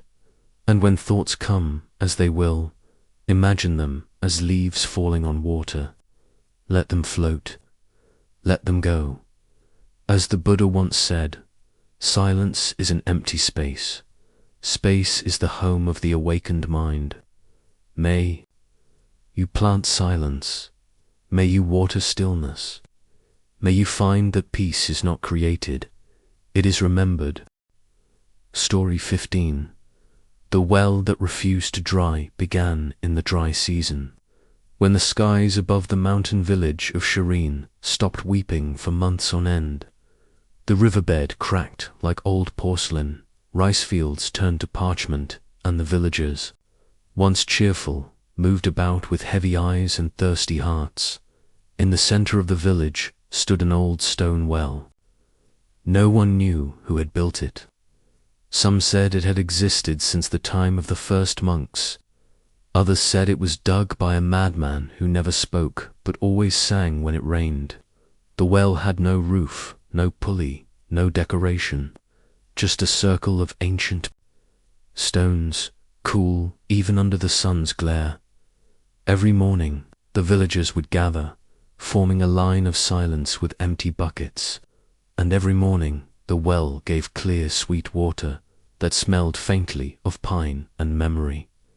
But one day, a stranger arrived. He wore a grey cloak stained with soot, carried a staff wrapped in tattered prayer cloth, and bore the look of a man who had seen many ends. His name was Kento, though he did not speak it aloud. People only learned his name from the whispered prayers he mumbled in sleep. Kento did not join the line. Instead, he sat by the well and watched. Some grew uneasy. "Why doesn't he take water?" they asked. "Does he think he's better than us?" Others shrugged. Perhaps he's a holy man, or mad. Days passed, and the drought deepened. Birds no longer sang in the trees. Children no longer played. The old began to cough, but the well never dried. Then one morning, a woman, old, thin, desperate, dropped her bucket into the well too quickly. It hit something. She peered in. "The bottom," she gasped. "The water is gone." The news spread like fire. Fear clutched the village like a tightening fist. All gathered. Some cried, others cursed the sky. The mayor, a stout man with trembling hands, said, "We must dig deeper. If the well dries, we all perish." But before anyone could move, Kento stood. "Do not dig," he said, voice like gravel and wind. "The well gives only to those who come with stillness." "What nonsense!" Someone shouted. "We need water, not riddles." Kento stepped forward. "This is not an ordinary well. It is a mirror. If your mind is stormy, the water retreats. If your heart is clenched, the spring dries." Murmurs rippled. The villagers looked at one another. Uncertain. "I will prove it," Kento said. He walked to the well, knelt, and closed his eyes. His breath slowed. His face relaxed. His hands rested like fallen leaves. Then, with no bucket, no rope, he reached into the well and drew out water, clear, cool, alive. Gasps broke the silence. Some stepped forward eagerly. "Wait," he said gently. "If you come in fear, the well will mock you. If you come in greed, it will close its mouth. But if you come, as the mountain comes to the sky, with patience, with stillness, it will open." From that day, the villagers changed. The well became not just a source of water, but of reverence. They approached it slowly, mindfully. They took turns in silence. They breathed deeply before lowering their buckets. And the well never dried again. Kento disappeared as quietly as he had come. Some said he was a bodhisattva in disguise. Others said he was just a man who had suffered enough to understand how peace could coax even the earth into compassion. Philosophical reflection, the well that gives only to the still.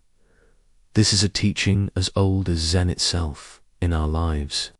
We seek clarity, wisdom, nourishment, the water of insight. But we often come to the world with fists clenched, minds agitated, hearts burning with desire or panic. The truth is simple.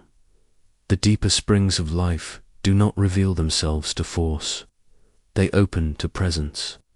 They open to those who bow before. Mystery, as the Dhammapada says, peace comes from within. Do not seek it without. The well is not magic. It is mirror. It reflects the state of our consciousness. In stillness, the depths appear. Psychological reflection, this story speaks directly to the modern crisis of nervous system, DYSR, EGULATION, in a state of chronic stress, fear, anxiety, grief. The body enters survival mode. Cortisol floods the system, the mind narrows, and insight dries up. We cannot access our inner resources when we are in flight or fight. Kento's instruction is metaphorical and literal. If we want to reach the deeper wisdom within us, we must slow down. Therapeutic models like polyvagal theory, mindfulness-based cognitive therapy, and trauma-sensitive meditation all affirm this. Calm connection to the body opens access to higher brain functions. Compassion, creativity, Self-regulation. The well is always there, but we must come to it softly. Meditative closing tonight. Close your eyes. Imagine a stone well in a quiet clearing. The air is still. Bamboo rustles faintly. You approach the well slowly. Place your palms together at your chest. Bow gently now. Imagine lowering a wooden bucket, not with effort, but with care. Feel it touch the water. Feel it rise. What do you see in that water? Your face, your grief, your longing. What would happen if you just sat beside the well? As the Buddha once said, to understand everything is to forgive everything. In stillness, all is forgiven. In stillness, the well will give. Let the silence be your rope. Let presence be your bucket, and drink. Story 16. The scent of an unopened letter the day Ayumi's father died. It rained in silence, the kind of rain that fell without sound, like sorrow too old for tears. She stood by the cremation pit as his body turned to ash, unmoved, not from strength, but from absence. There were no tears, because the tears had dried years ago, sometime after the last argument, sometime after the door slammed and he walked out with a suitcase and silence that lasted a decade. He had not called, had not written, only returned as a cold body delivered by officials who said he died alone in a rented room. Near the edge of Kyoto, they gave her a box. Inside were two things: a weathered photograph of her at 5 years old, holding a yellow balloon, and a sealed letter. Ayumi did not open it. She placed it on her small altar, beside the incense bowl and the Buddha statue passed down from her grandmother. Days passed. The letter sat like a stone in her chest, a tremor she refused to acknowledge. Each morning she lit incense, bowed, poured tea for her ancestors, but never opened the letter. One night a visitor came, not through the door, but in a dream, a small temple, empty, a monk sweeping dry leaves. Ayumi walked closer. The monk looked up. His eyes were kind, unreadable. "Why do you carry the letter like a wound?" he asked. She looked down. The envelope was in her hands, trembling. "Because I don't want to hear excuses," she said. "No one is speaking," he replied gently. "Only your pain." She looked up.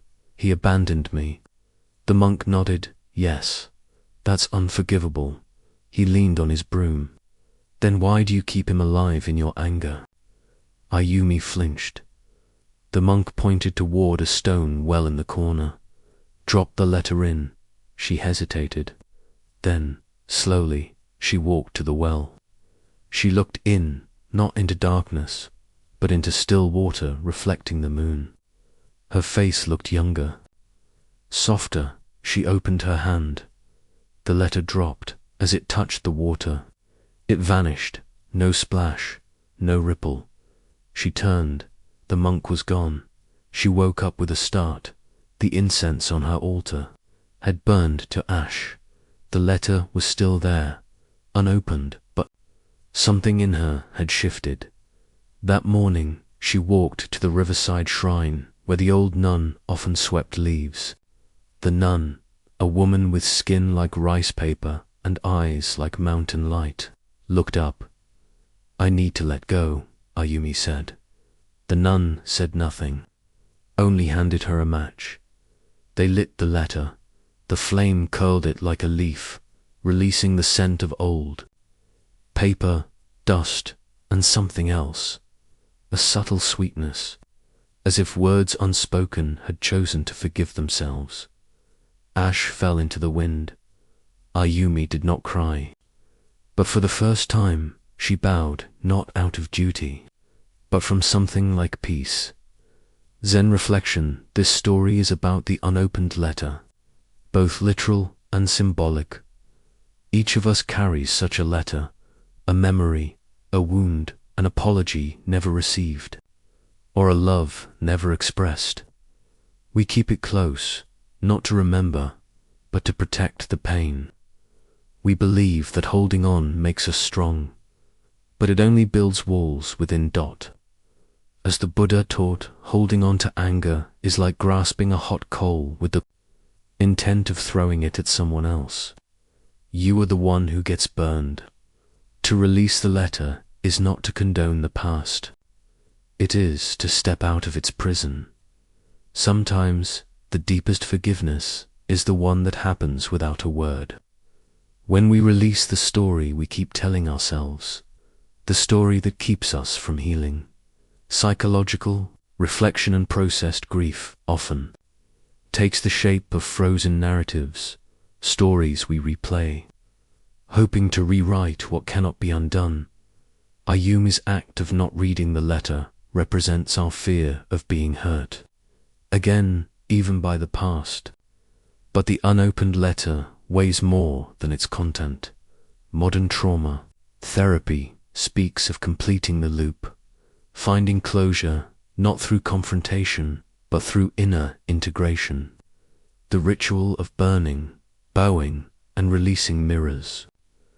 The function of symbolic completion in therapy. Forgiveness, in this context, is not for the other.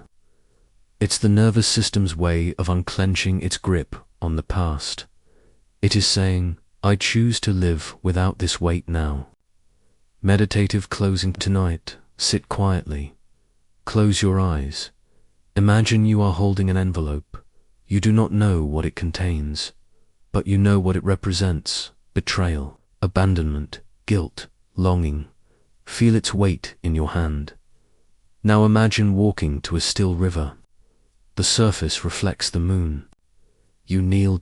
With your breath steady, your heart open, release the letter into the water. Watch it float, then dissolve. The river does not ask for names, it only receives. Breathe in forgiveness. Breathe out the past. As the Buddha said, you can't travel the path until you become the path itself. Tonight, let the river carry what you've carried too long. Let silence speak what the letter never could, and rest. Story 17. The room with no door. There is a mountain in the north where no maps lead, and at its foot lies a village forgotten by time. In this village, amidst crooked fences and paper lanterns, lived an old man named Sparrow. He was a carpenter. Once, known for making tea tables so balanced they never rocked, even on uneven earth. But after his wife passed away, he stopped making anything except one thing. Doors. Not for homes, not for people, but doors by themselves, beautifully carved, lacquered, painted in deep earth tones, and utterly unusable. Each stood upright. In his yard, unattached to walls, some were open, some closed, all led nowhere. Children thought him mad. Adults pitied him. But no one dared speak much, because every morning he would bow to his doors, as though greeting old friends, and every evening he would sit cross-legged before one of them in silence, eyes closed, unmoving for hours. One winter a monk came to the village seeking shelter. His name was Ryo. The villagers pointed him to the old man. He has many doors. Perhaps one will open for you. They laughed. Ryo approached the yard. It was covered in snow, and amid it stood at least 12 doors, like ghosts, half expecting to be knocked upon. Tetsuro was sitting by one, watching the snow gather at its foot. "Excuse me, sir," Ryo said. The old man turned, squinting. "Ah, you are welcome to any door you like, but none of them lead anywhere." "Don't they?" Ryo smiled faintly. "I suppose that depends on the meaning of anywhere. Tetsuro laughed, a dry, deep sound. Then you are not a fool. That night, Ryo stayed with him in his small wooden house. It smelled of pine and age. As they shared rice and hot tea, Ryo finally asked, "Why doors? Why not walls, or windows, or tables again?" Tetsuro stirred his tea, quiet for a while, then said, "Because the greatest suffering in life is not from being trapped in a room. It's from not knowing that the door has always been open." Ryo nodded slowly. "I made doors to remind me," Tetsuro continued, "that I can walk out of sorrow if I know I'm the one keeping myself in. Zen reflection in Zen, the door, is not an object, it is a metaphor. We suffer not because the world is a prison, but because our mind is. We believe we are stuck, when often it is only our thoughts, beliefs, and identifications that keep us in place." Tetsuro's doors are reminders that liberation is not found outside, but through awareness. A door is simply a threshold.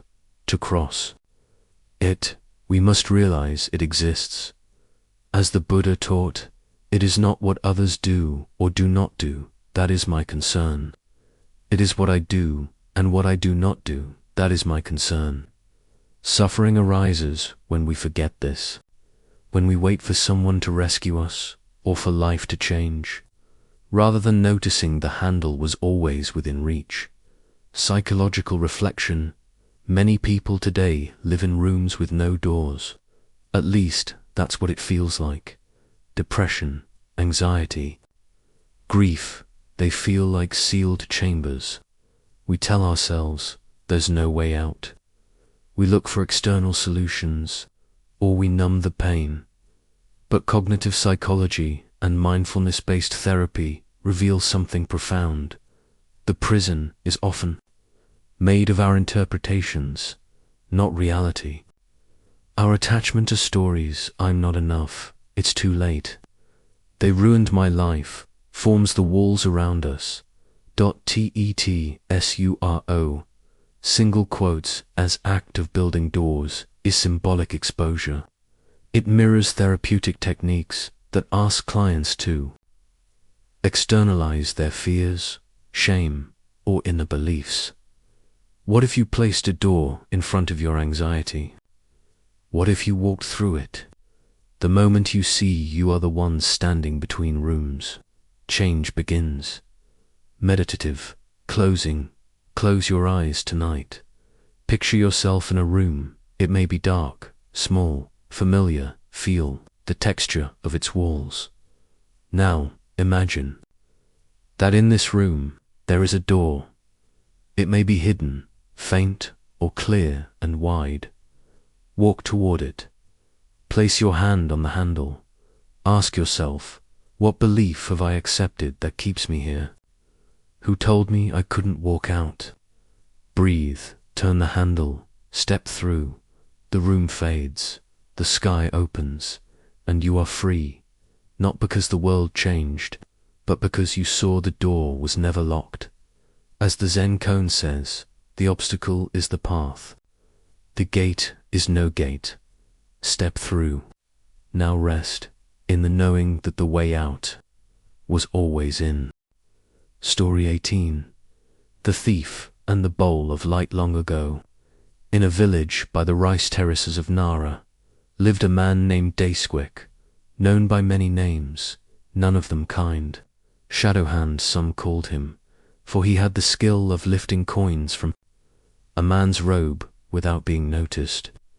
Others called him Fox Daiscook, for he had tricked even monks and merchants into giving him food and gold he had no intention of earning.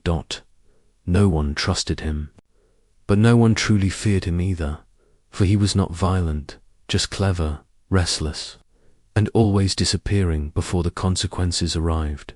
One morning, Daisuke heard a rumor from a traveler. A Zen master named Ikon had come down from the mountain temple and was residing in a tiny hut by the forest edge.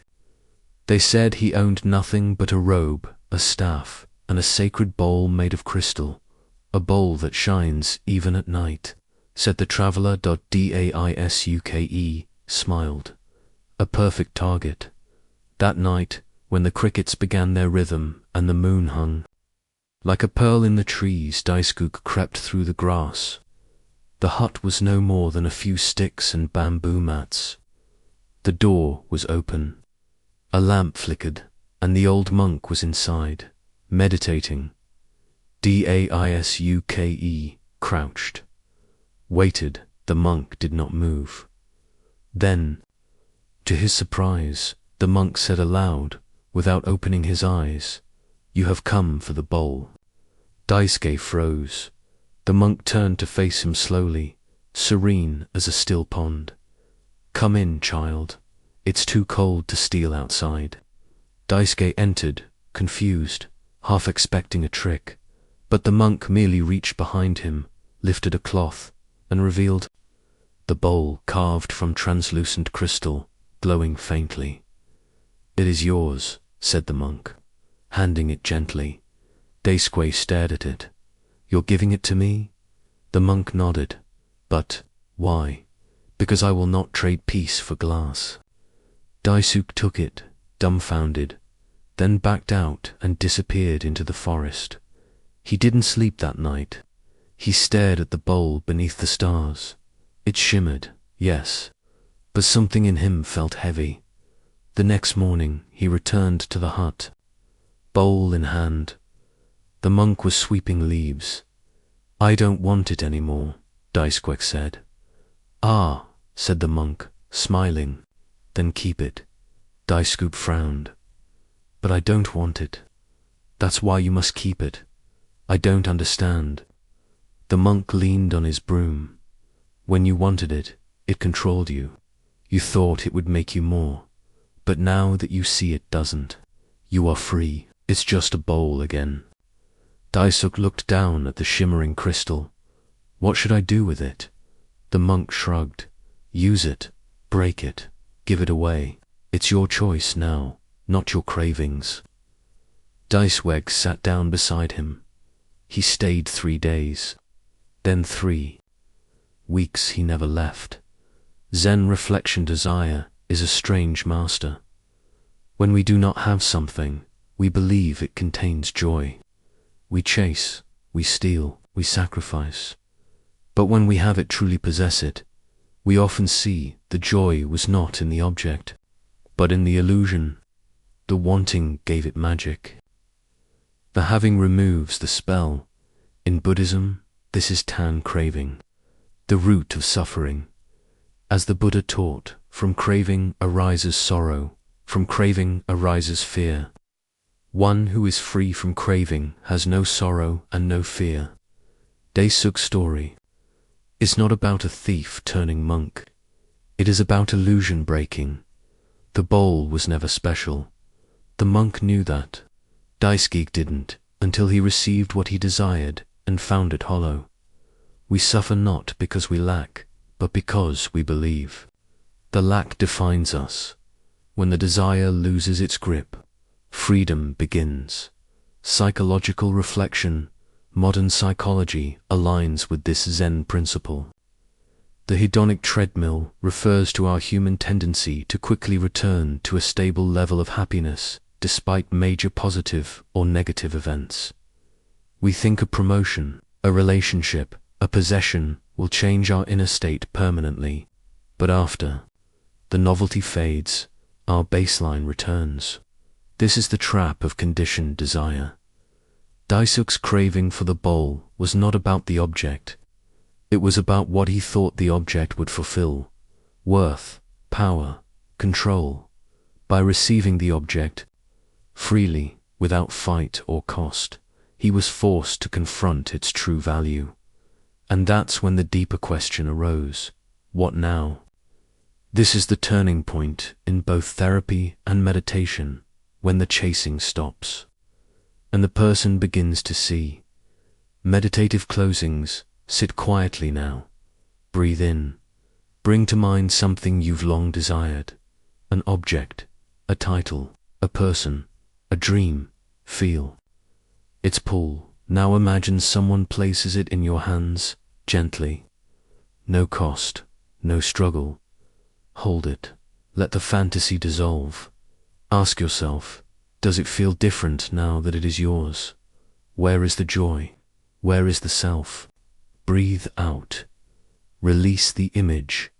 As the Zen saying goes, when you truly know that nothing is lacking, the whole world belongs to you.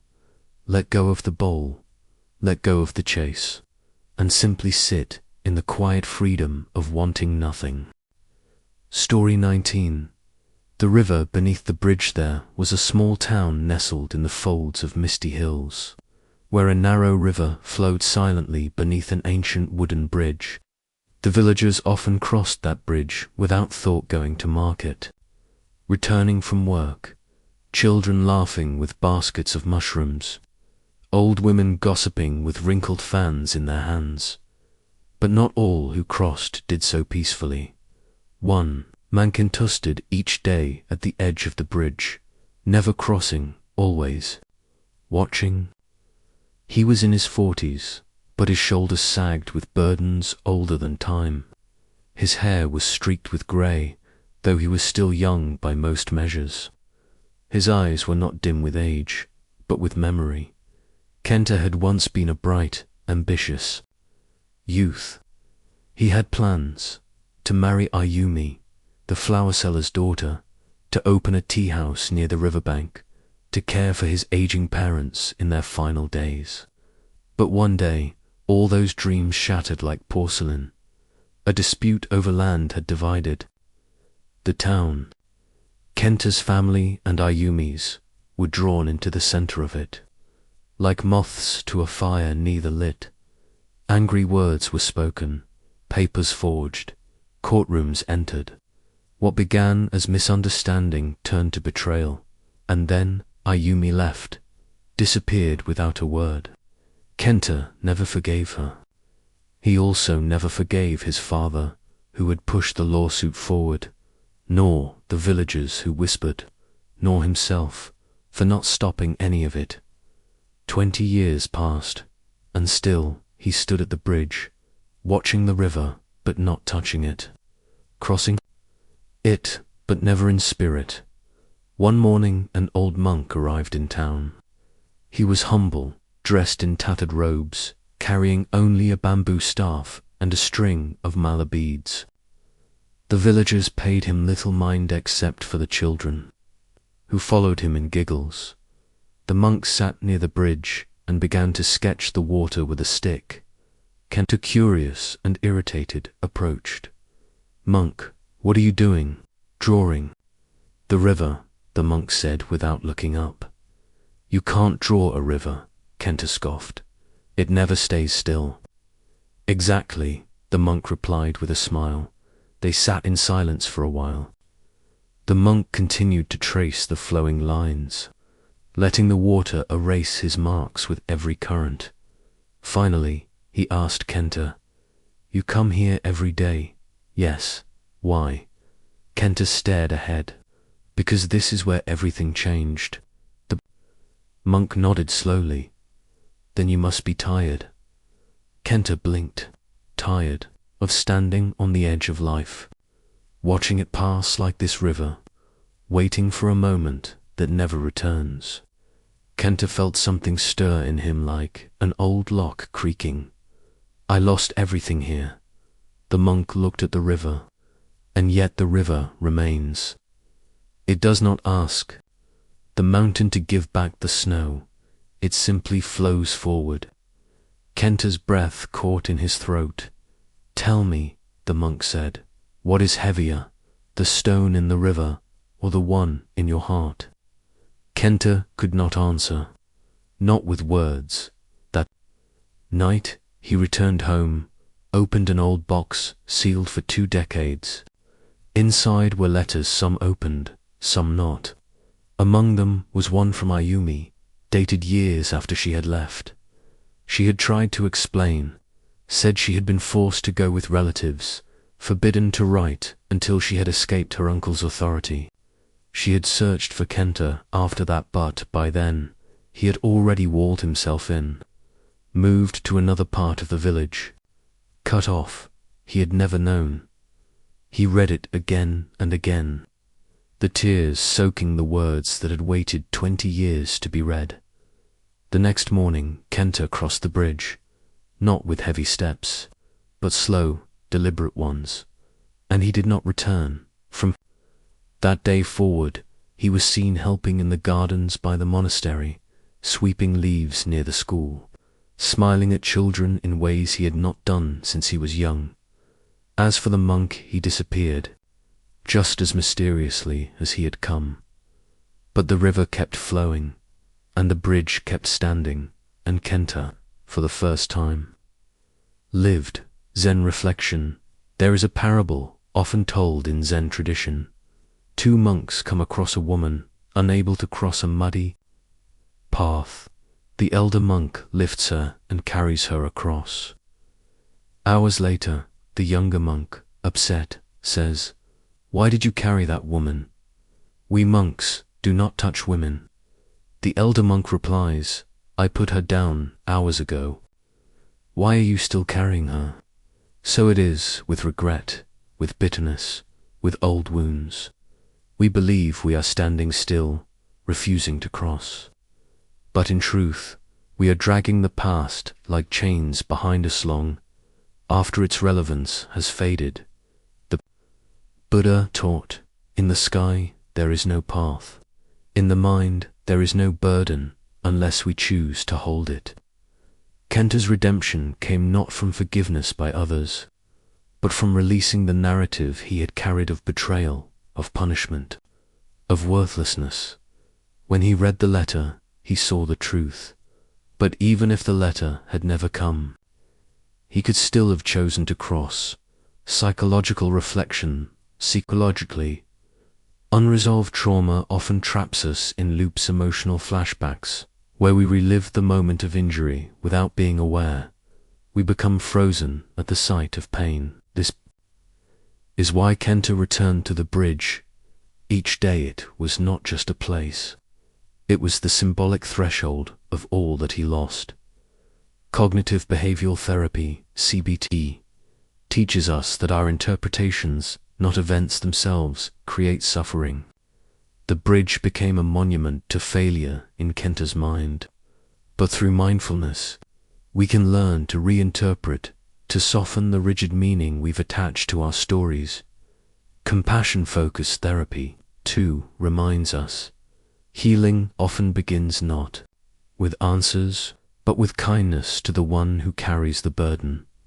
Meditative closing. Sit now. Quietly bring to mind a bridge in your life, a moment, a place, a conversation that still lives in your body, that you return to when the world is quiet. Stand at its edge. Ask yourself, have I crossed this, or am I still waiting? Am I watching life, or walking in it? Inhale, imagine the bridge is safe, the river forgiving, that what lies on the other side is not regret, but freedom. Exhale, and as the old Zen saying goes, let go or be dragged. The river flows. Will you cross? Story 20. The man who wanted the wind to obey the wind began as a whisper. It rustled the leaves behind the monastery walls, slipped through bamboo stalks, and stirred the corners of prayer flags strung high above the stone courtyard. It carried with it the faint scent of incense and pine needles, a scent the old monk Kenji had grown to cherish like an old friend's presence. But one morning, the wind arrived differently, not as a whisper, but a tantrum. Tiles clattered from the roof, dust danced across the steps, a scroll unraveled itself and floated into the fish pond, where the koi blinked up in confusion. Kenji's tea spilled before he even had a sip. The young monks rushed to secure doors, while others muttered about omens. But the wind didn't bother Kenji. Not really. He had known storms before. He had once been one. What did trouble him, though, was the man who arrived at the gate not long after. He was not from the village. His robes were too fine, hair too manicured. His eyes darted about not in curiosity, but in discontent. He looked at the wind as one might look at a barking dog, as a thing to be silenced. Kenji greeted him with a bow. "I am Genma," the man said, "a government advisor. I've come for peace." "You've come to the right place," Kenji said warmly. "I've heard this monastery is a place of control, of order, of taming the chaos within." Kenji's smile faded slightly. "We don't tame chaos here. We befriend it." Genma frowned. "Then it seems I've been misinformed." Kenji invited him inside nonetheless. That evening, over a modest meal of barley and boiled greens, Genma revealed his unrest. "I have spent my life climbing ladders, policy, power, but lately everything feels ... fragile. I can command armies, silence opposition, reshape laws, but I cannot quiet my mind. I cannot stop this wind." He gestured to the window, where a paper lantern spun in agitated circles. Kenji sipped his tea. "What do you want the wind to do?" "To obey," Genma said without hesitation. "To stop when I say to go where I point." Kenji laughed, gently. "Then you are at war with the invisible." But Genma did not laugh. He stayed at the monastery for days. Then weeks. He rose early, as instructed, joining the monks for zazen-seated meditation. He sat in stillness, or tried to. He found himself battling thoughts like enemies. Even in silence, his mind screamed. One morning, he snapped. After sitting for 30 minutes, he stood abruptly, knocking over the cushion. "This is nonsense," he hissed. "I have bent more complex systems to my will. I will not be defeated by my own thoughts." Kenji, unfazed, looked up from a scroll. "Then perhaps it is not your thoughts that are the problem, but your need to win." Genma glared. "I must be in control." Kenji nodded slowly and said, "Come with me." They walked up the mountainside trail, through cypress trees that groaned in the wind. When they reached a narrow ridge, Kenji stopped. The wind howled there with intensity. Kenji pointed outward. "Tell the wind to stop." Genma stared. "Do it," Kenji said. Feeling mocked, Genma shouted, "Wind, stop." The wind did not stop. It blew harder, lifting his fine robes like sails. Kenji turned to him. "You see, even if you raise your voice, even if you issue commands in the language of power, the wind does not care. It does not resist you. It does not obey you. It simply moves.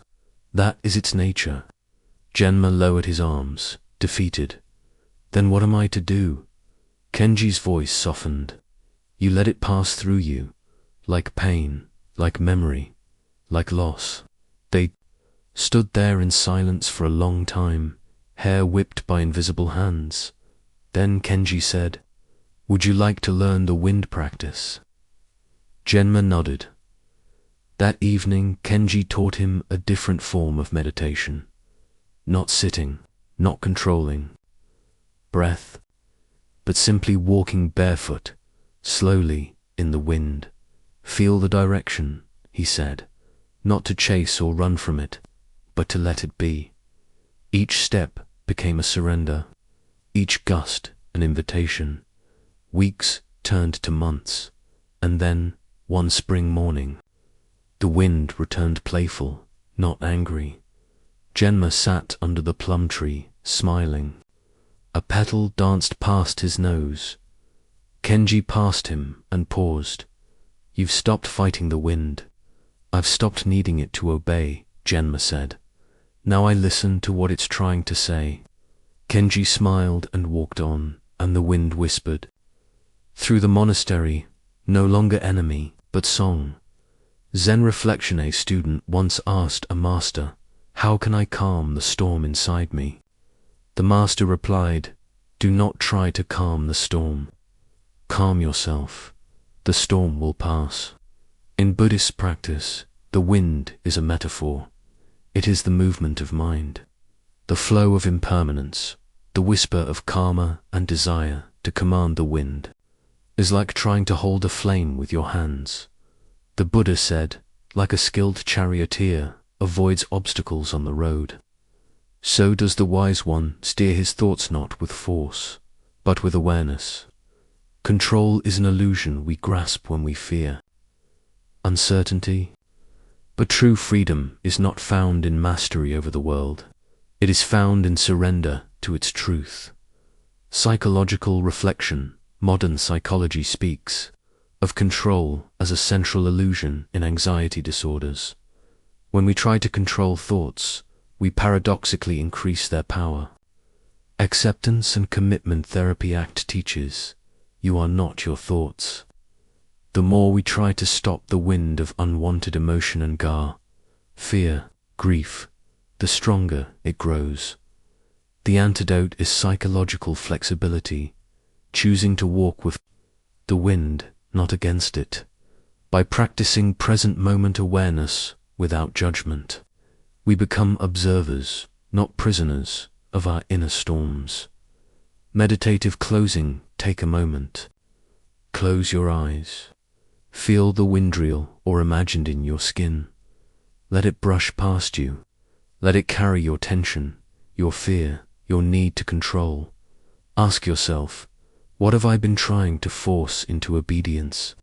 What would happen if I stopped demanding and started listening? Breathe. The wind is not your enemy. It is your teacher. Let it move, let it be, and watch what softens within you when you do. Story 21.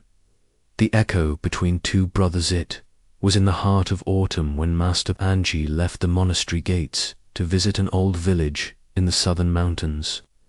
The trees along the winding path were fire-tipped, their leaves falling like silent prayers to the earth. There was a crispness in the air, the kind that reminds you of times passing, not cruelly, but tenderly. The village was small, surrounded by terraced rice fields and thin, singing streams. Anji had once taught here, long ago, before taking full vows. Back then, two young brothers often sat at his feet, Koji and Ren. But now, one of them had sent a letter. Master Anji, I beg you to come. My brother has wronged me beyond forgiveness. So Anji came. He was welcomed by Koji, the older brother, who now managed their late father's home and land. His grip was firm, his back straight, but his eyes never quite settled. He stole from me, Koji said, as they walked through the courtyard. My own brother. After our father died, the land was to be shared. But Ren... He faked papers. He bribed the village official. He took everything on the East Hill. And have you spoken to him? Anji asked gently. I haven't spoken to him in 4 years. Anji looked out toward the distant slope, where green fields shimmered in the sun. And yet you still hear him. Koji didn't answer. Later that day, Anji crossed the stream to visit Ren's home. It was humbler, nestled in the shadow of a pine grove. Ren emerged from behind the house, carrying a wooden yoke with 2 pails of water. When he saw the master, he froze. I knew he would write to you, Ren said, not unkindly. I don't deny the land is in my name, but the story he tells... is not the full one. He invited Anji inside. Ren explained how, after their father died, Koji, being the elder, had demanded the larger share. He had agreed, but only if he could secure at least 1 field to call his own. He did so, but quietly. And when Koji found out, rage followed. He never asked why, Ren said, staring into his tea, only accused. And I didn't fight it. I let him believe what he needed to believe. But I miss him, even if I'll never be welcomed again. That night, Master Anji walked alone under a full moon. The village was asleep, save for the crickets and rustling trees. He sat beneath the old temple bell, now rusted, but still whole. 2 brothers, 2 stories, 1 wound split in half. The next morning, he asked them both to meet him at the family shrine. It was quiet when they arrived. Koji stood on one side, arms crossed. Ren approached more slowly, eyes lowered. "I have a question," Anji said, looking at both. "Where is the boundary between your hearts?" Koji frowned. "I don't understand." "If I throw a stone into this pond," Anji said, pointing to the shrine's small pool, "will its ripples know where you end and your brother begins?" Koji said nothing. Ren looked away. "Pain," Anji continued, "is like an echo. It bounces between us, louder with each return. But true healing begins when one person chooses not to shout back." Ren stepped forward. "I did take the land, but only because I feared having nothing, not out of malice." Koji clenched his jaw. Anji turned to him. "And what? Do you fear, Koji?" Koji's voice cracked. Being forgotten. Being the only one who stayed behind. And still losing everything. Silence. Then, unexpectedly, Ren removed a small scroll from his sleeve. "This is a deed. I had it prepared last winter. It returns half the land to you, not because I owe it, but because I miss my brother." He handed it to Koji. Koji stared at the parchment, the signature, the stamp. His hands trembled. Tears came not from anger, but from the breaking of a dam. They said little else that morning, but they stood beside each other as Anji rang the temple bell once. Its sound carried far into the valley. Zen reflection in the Dhammapada, the Buddha says, "Hatred does not cease by hatred, but only by love. This is the eternal law." So often in family, the wound is not just what was done, but what was left unsaid. The words we never hear. I feared, I grieved, I wanted to be seen. These are the silent roots of resentment. In Zen, reconciliation is not forgetting. It is remembering together with compassion to brothers, to truths, one echo. Only when the echo is met with stillness does the mountain stop shaking. Psychological reflection, modern therapy, teaches us about narrative identity, the stories we tell about ourselves and others. When betrayal or injustice occurs, we often build rigid stories to protect our sense of self. I am the victim, they are the villain. But within every story is a hidden need for love, for dignity, for understanding. Forgiveness in families does not erase wrongs, but it widens the lens, allowing space for multiple truths to coexist. Family trauma, when unspoken, calcifies into generations of silence. Yet one act of vulnerability like Ren offering the deed can begin a new chapter. One not written in wounds, but in willingness. Meditative closing. Sit for a moment. Bring into your awareness someone you once called family, but from whom you've become distant. Notice what your heart does when you picture them. Do you brace? Do you ache? Now ask yourself, what story have I been carrying? What truth have I never spoken? What might happen if, just once, I let the echo pass without answering? It breathed as the Zen bell rings only once. Sometimes, once is enough to soften, to begin again. Story 22. The master who swept in silence the temple stood near the edge of the old pine forest, where fog clung to the ground in the early morning like a child reluctant to wake. Its roof tiles were cracked by time, its walls faded, but the sound of the sweeping broom was constant, soft, methodical, and tender. Like a mother's lullaby, they called him simply the sweeper. He was not a monk in the traditional sense.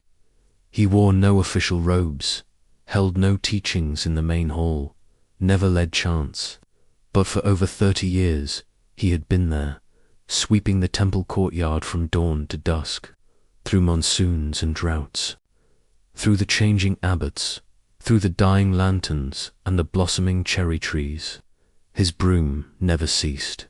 Most thought him mute, or perhaps mentally touched, but no one could deny there was something in his presence, a stillness, a gravity that made even the noisiest novice fall quiet when he passed.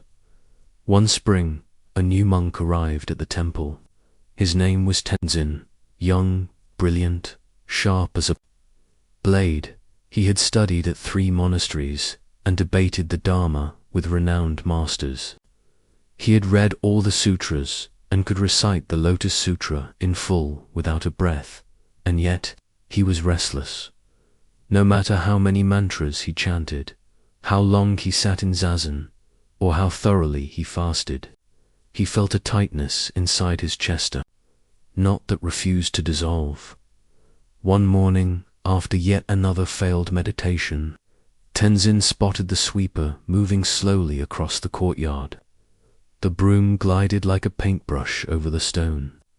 No effort, no rush. Tenzin frowned.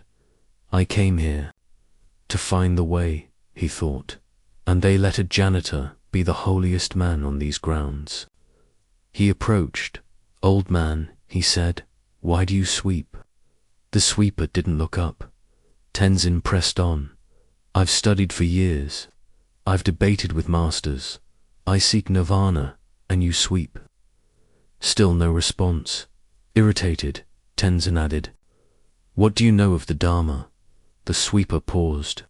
Then, with one smooth motion, he lifted the broom and swept a pile of leaves into the wind.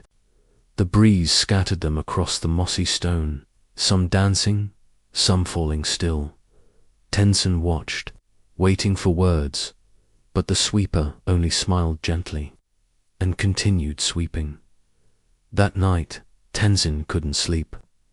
The image of the leaves haunted him. He didn't know why, but it stirred something deeper than any sutra ever had. In the following weeks, he watched the sweeper more closely. When it rained, the man swept water. When the wind blew hard, he swept twice. When birds dropped petals, he swept around them, never rushing, never resisting, never complaining. It made no sense, until one morning the abbot had fallen ill, and there was sudden urgency around the temple. Tenzin, in charge of preparing the garden for visiting monks, was frustrated by the clutter of leaves. He grabbed a broom and began furiously sweeping, grumbling with each push. Then he heard it, a second broom. He looked up. There was the sweeper, slowly working the opposite side. They met in the center. Tenzin, breathing hard, wiped his brow. How do you do this every day? He asked. It's endless, pointless. The sweeper paused again. He tapped the broom lightly on the stone, as if listening for something. Then, in a voice dry like autumn wind, he spoke. I don't sweep to clean, I sweep to see. Tenzin blinked. To see what? The sweeper looked round. The morning mist, the red camellias, the ripples in the old stone basin. Each leaf, he said, reminds me what falls, and what remains. Then he handed his broom to Tenzin, bowed, and walked away. That was the last time anyone saw him. Later that evening, they found his sandals by the forest trail, placed side by side. He had vanished, like fog at sunrise. From that day, Tenzin took over the sweeping, but he no longer swept in frustration. He swept as if writing poetry across the stones, as if the world, for a moment, could be touched with the bristles of presence. Zen reflection in the Zen tradition. One of the greatest teachings is not found in words, but in gestures, subtle, mundane, and often overlooked. When Huineng, the sixth patriarch, was a young kitchen worker, he gained enlightenment not through sermons, but through hearing the wind in the trees. The broom, too, is a teaching. It teaches motion without striving. It teaches surrender to impermanent. It teaches that our actions, when done with presence, become the way itself. Not every leaf must be swept, but every leaf invites us to see. Psychological reflection. The modern world, we are conditioned to associate action with achievement. We clean to fix, to organize, to control, but the act of sweeping, like many repetitive, simple motions, can become therapeutic if done with mindful intention. It becomes a moving meditation, engaging the body while freeing the mind in trauma. Recovery. This is known as rhythmic regulation, the use of slow, repetitive movement to soothe the nervous system. Like rocking a child, like walking a labyrinth, like sweeping the courtyard of one's own heart. Often anxiety is rooted, not in external chaos, but in internal resistance, the belief that things must be other than they are. The sweeper's lesson is not about leaves. It is about being present with what is, without rushing to change it. As we sweep, we begin to see the patterns of our own mind, how we grasp, how we push away, how we label, how we expect, and if we sweep long enough, we may stumble upon stillness, because the world is finally clean, but because we have stopped judging the dust. Meditative closing. Take a breath. Picture a courtyard, quiet, dappled sunlight, moss on stone. In your hands a broom. There is no deadline, no guest to impress, no reward, only you, the leaves, the wind. Can you sweep? Not to finish, but to be. Can you move? Not to fix, but to feel. Sweep once, breathe once, leave behind the noise, let the world fall away, one leaf at a time. Story 23. The fisherman and the tide. The sun had just begun to melt into the horizon, casting long shadows across the salt-stained docks of a quiet seaside village. Nets hung drying like prayer flags. The scent of seaweed and wood smoke mingled in the air, and from a distance came the soft rhythm of waves brushing the shore. Breath older than time. An old fisherman named Cato lived there. He was known not for his catch, which had dwindled in his age, but for his patience. While others set out before dawn and returned in a frenzy to weigh and sell, Cato would sometimes spend the entire day at sea and return with little more than a quiet smile and a few fish. Why even bother? The younger men asked. There's no profit in idling on the water. But Cato would only reply, the sea feeds more than the belly. They laughed, of course, but the old man kept rowing. One year, a storm hit the coast harder than any had. Remembered in decades, boats were smashed, nets torn, and the sea swallowed an entire fleet from a neighboring village.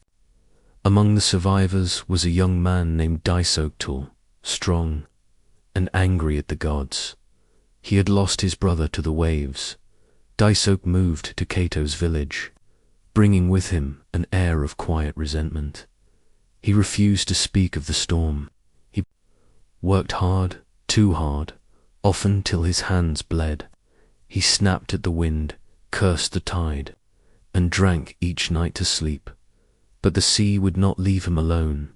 Each night he heard it in his dreams, a rising roar, a deep breath, and then silence.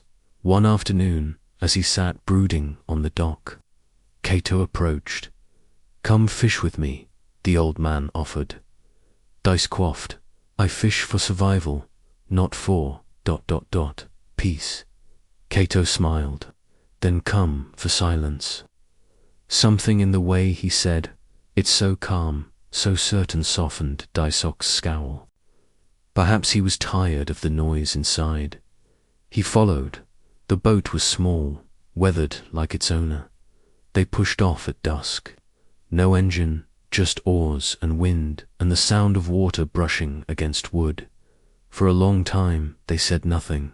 They watched as Cato prepared his line, his hands moving with the grace of someone who had made peace with the slow rhythm of things.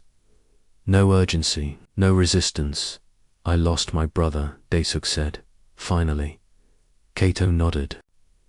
"I lost my son." The waves rocked the boat gently. "What did you do with the anger?" Dicequake asked. "I let the tide take it," Cato said. Dicequake laughed bitterly. "The tide took everything." "No," Cato said softly. "It returned. Everything, eventually." That night they caught no fish, but Dicequake returned the next day, and the day after, over weeks. The sea became a companion, again not an enemy. He began to notice the way light played on the water, how the tide spoke in breath and pull, how even the stillness was alive. Then one morning, in the hazy blue before sunrise, they saw something rare, a school of silver fish swirling just beneath the surface, moving as one. Dicequake was ready to cast the net, eager, but Cato held his arm. "Watch," he whispered. So they watched.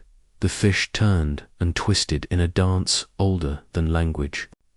A single heron glided overhead. The moment stretched timeless, no hunger, no fear, only presence.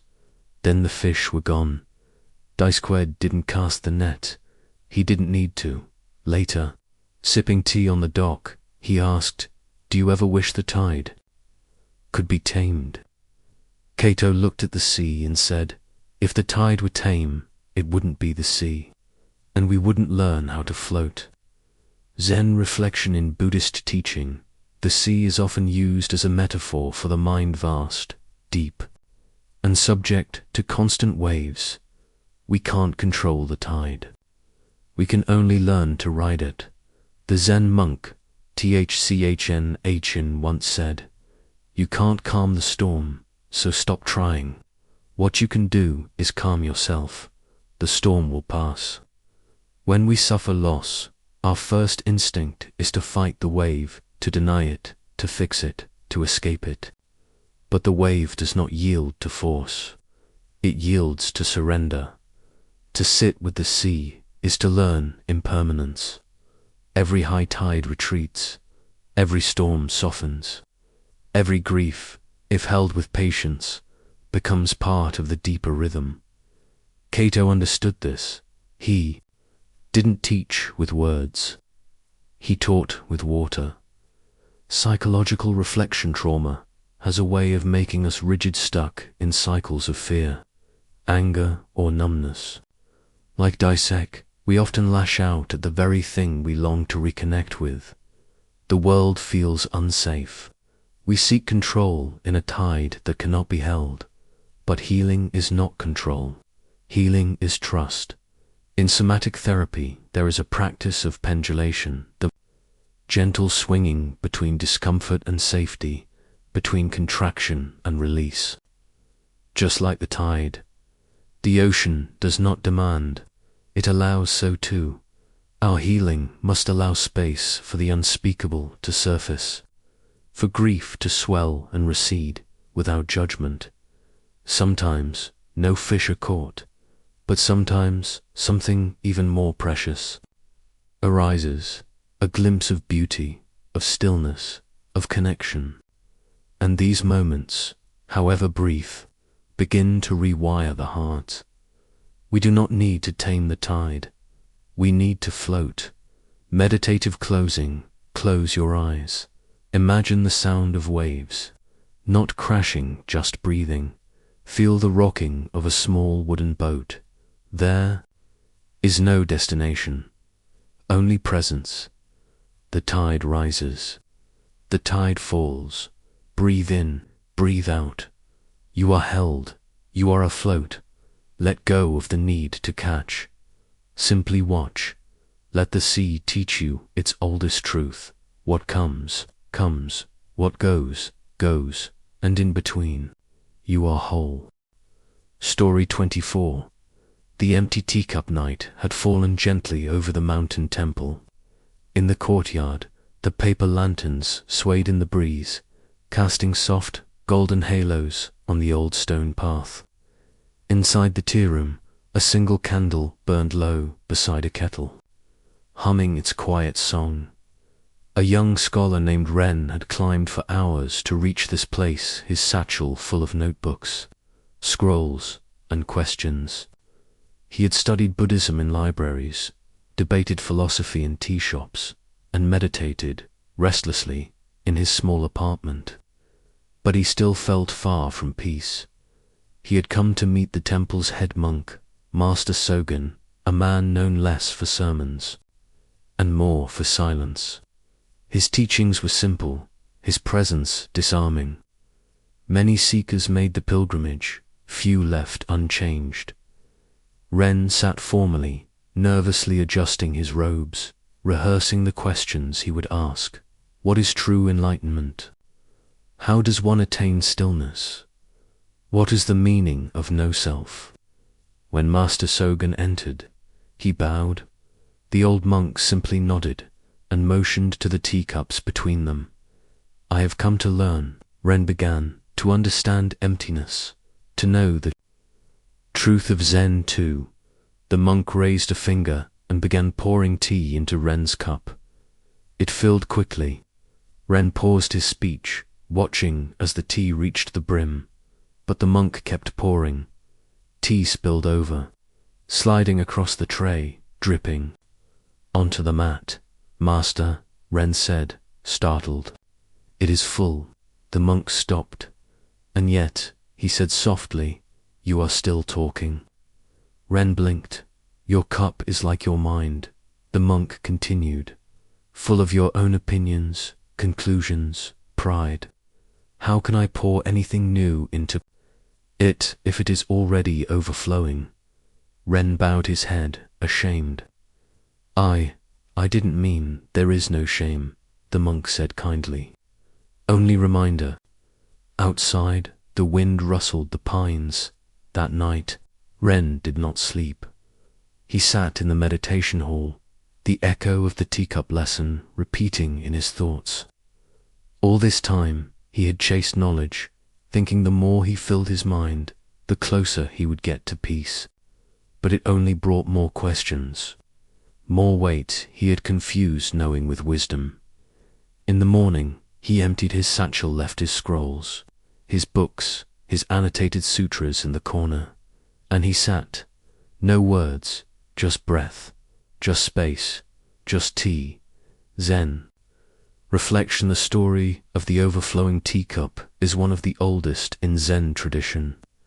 It speaks to the heart of practice not as accumulation, but as unlearning.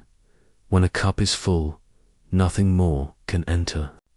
When the mind is full of certainty, ego, assumptions, becomes a wall rather than a window. Zen does not ask us to add more. It invites us to subtract, to peel away the noise, the grasping, the self-concept. It is the art of empty. Only awareness remains. As the Buddha said, in the sky there is no path, in the mind no bondage. When nothing is grasped, freedom arises. True insight comes not when we arrive with answers, but when we arrive with presence. Psychological reflection in modern psychology.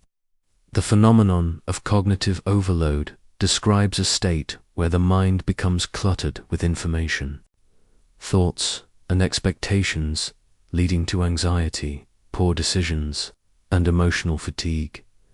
We live in a time of constant input, messages, articles, voices, opinions.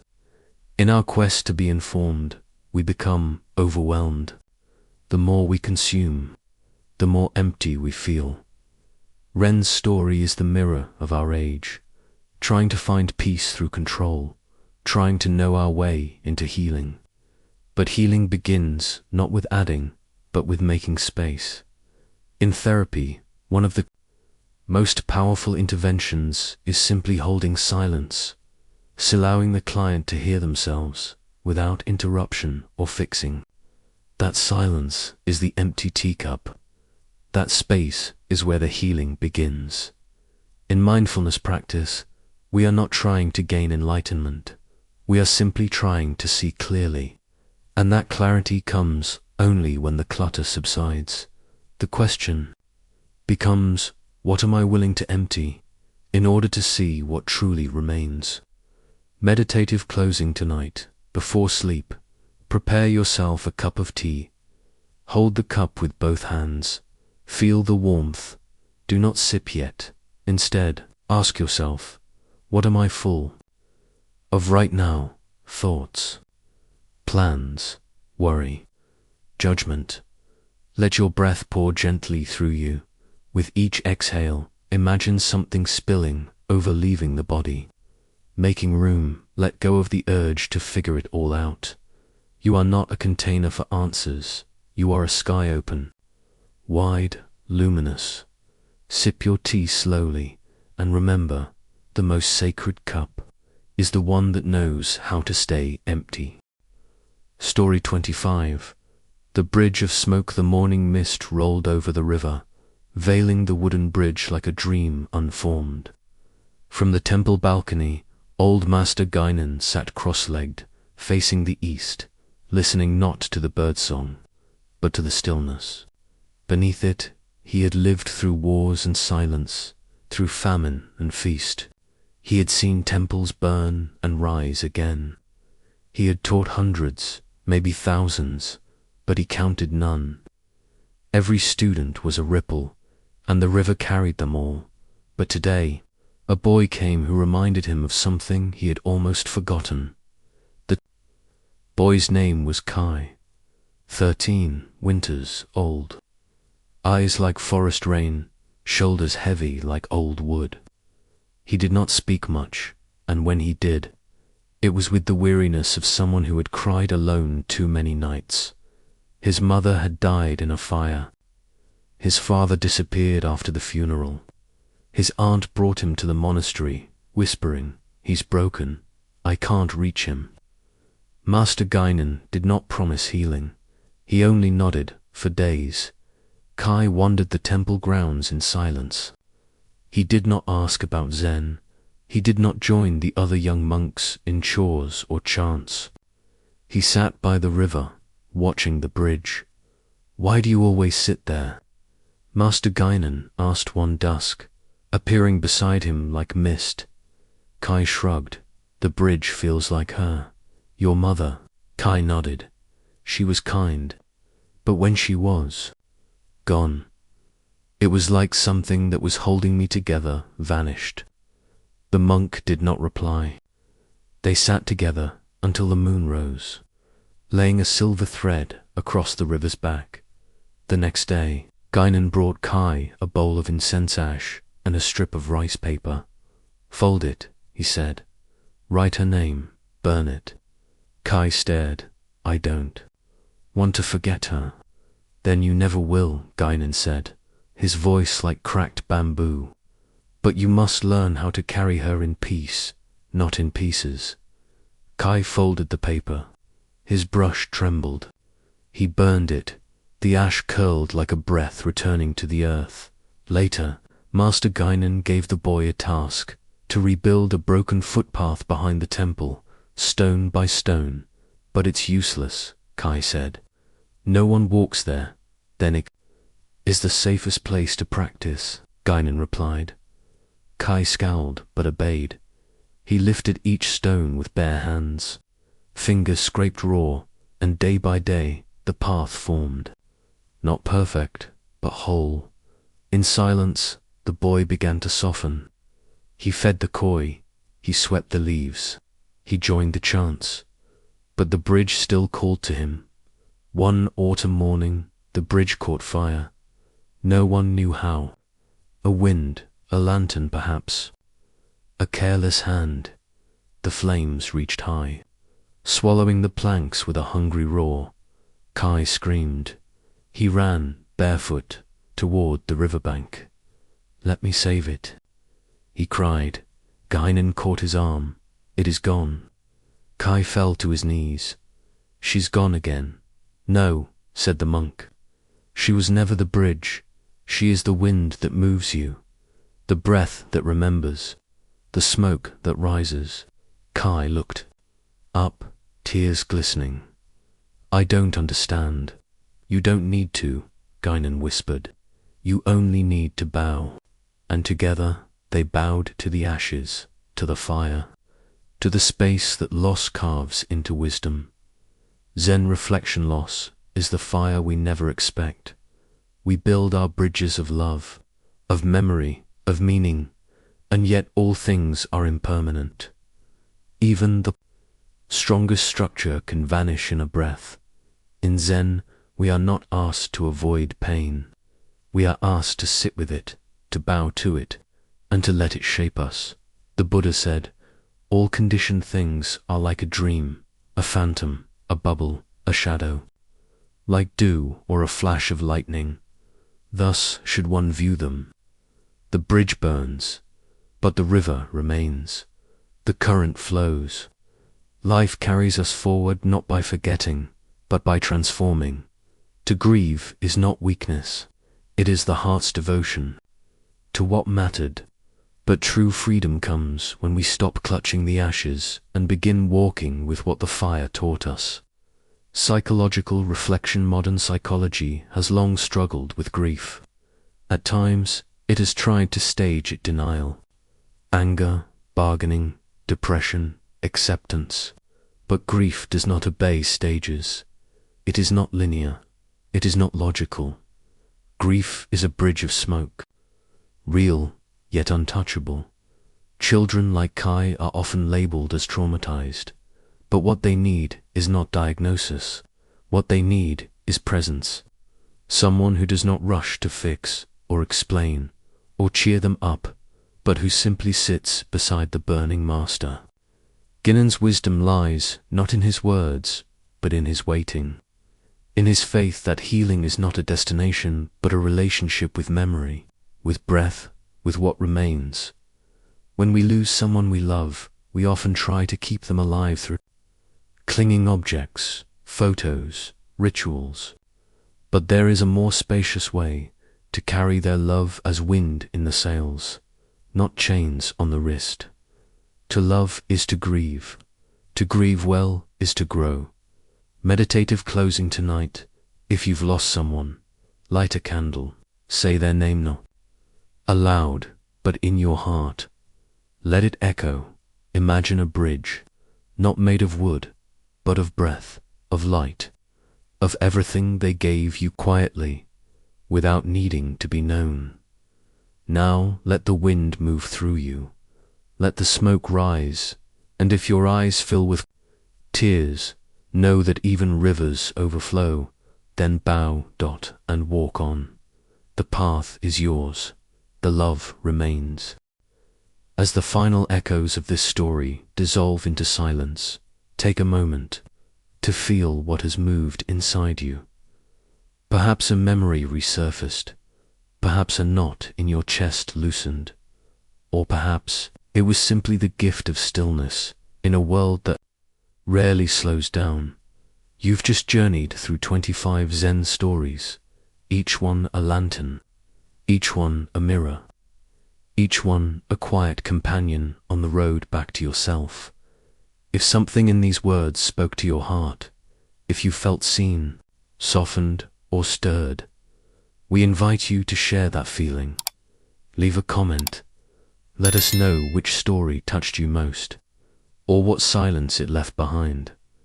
If this experience brought you peace, share it with someone who needs light in the dark. Someone who may not say they're hurting, but whose soul will understand. And if your heart says yes, follow this channel, the empty boat, where we continue to float through the rivers of Zen, of healing, of quiet truths that wait for no applause.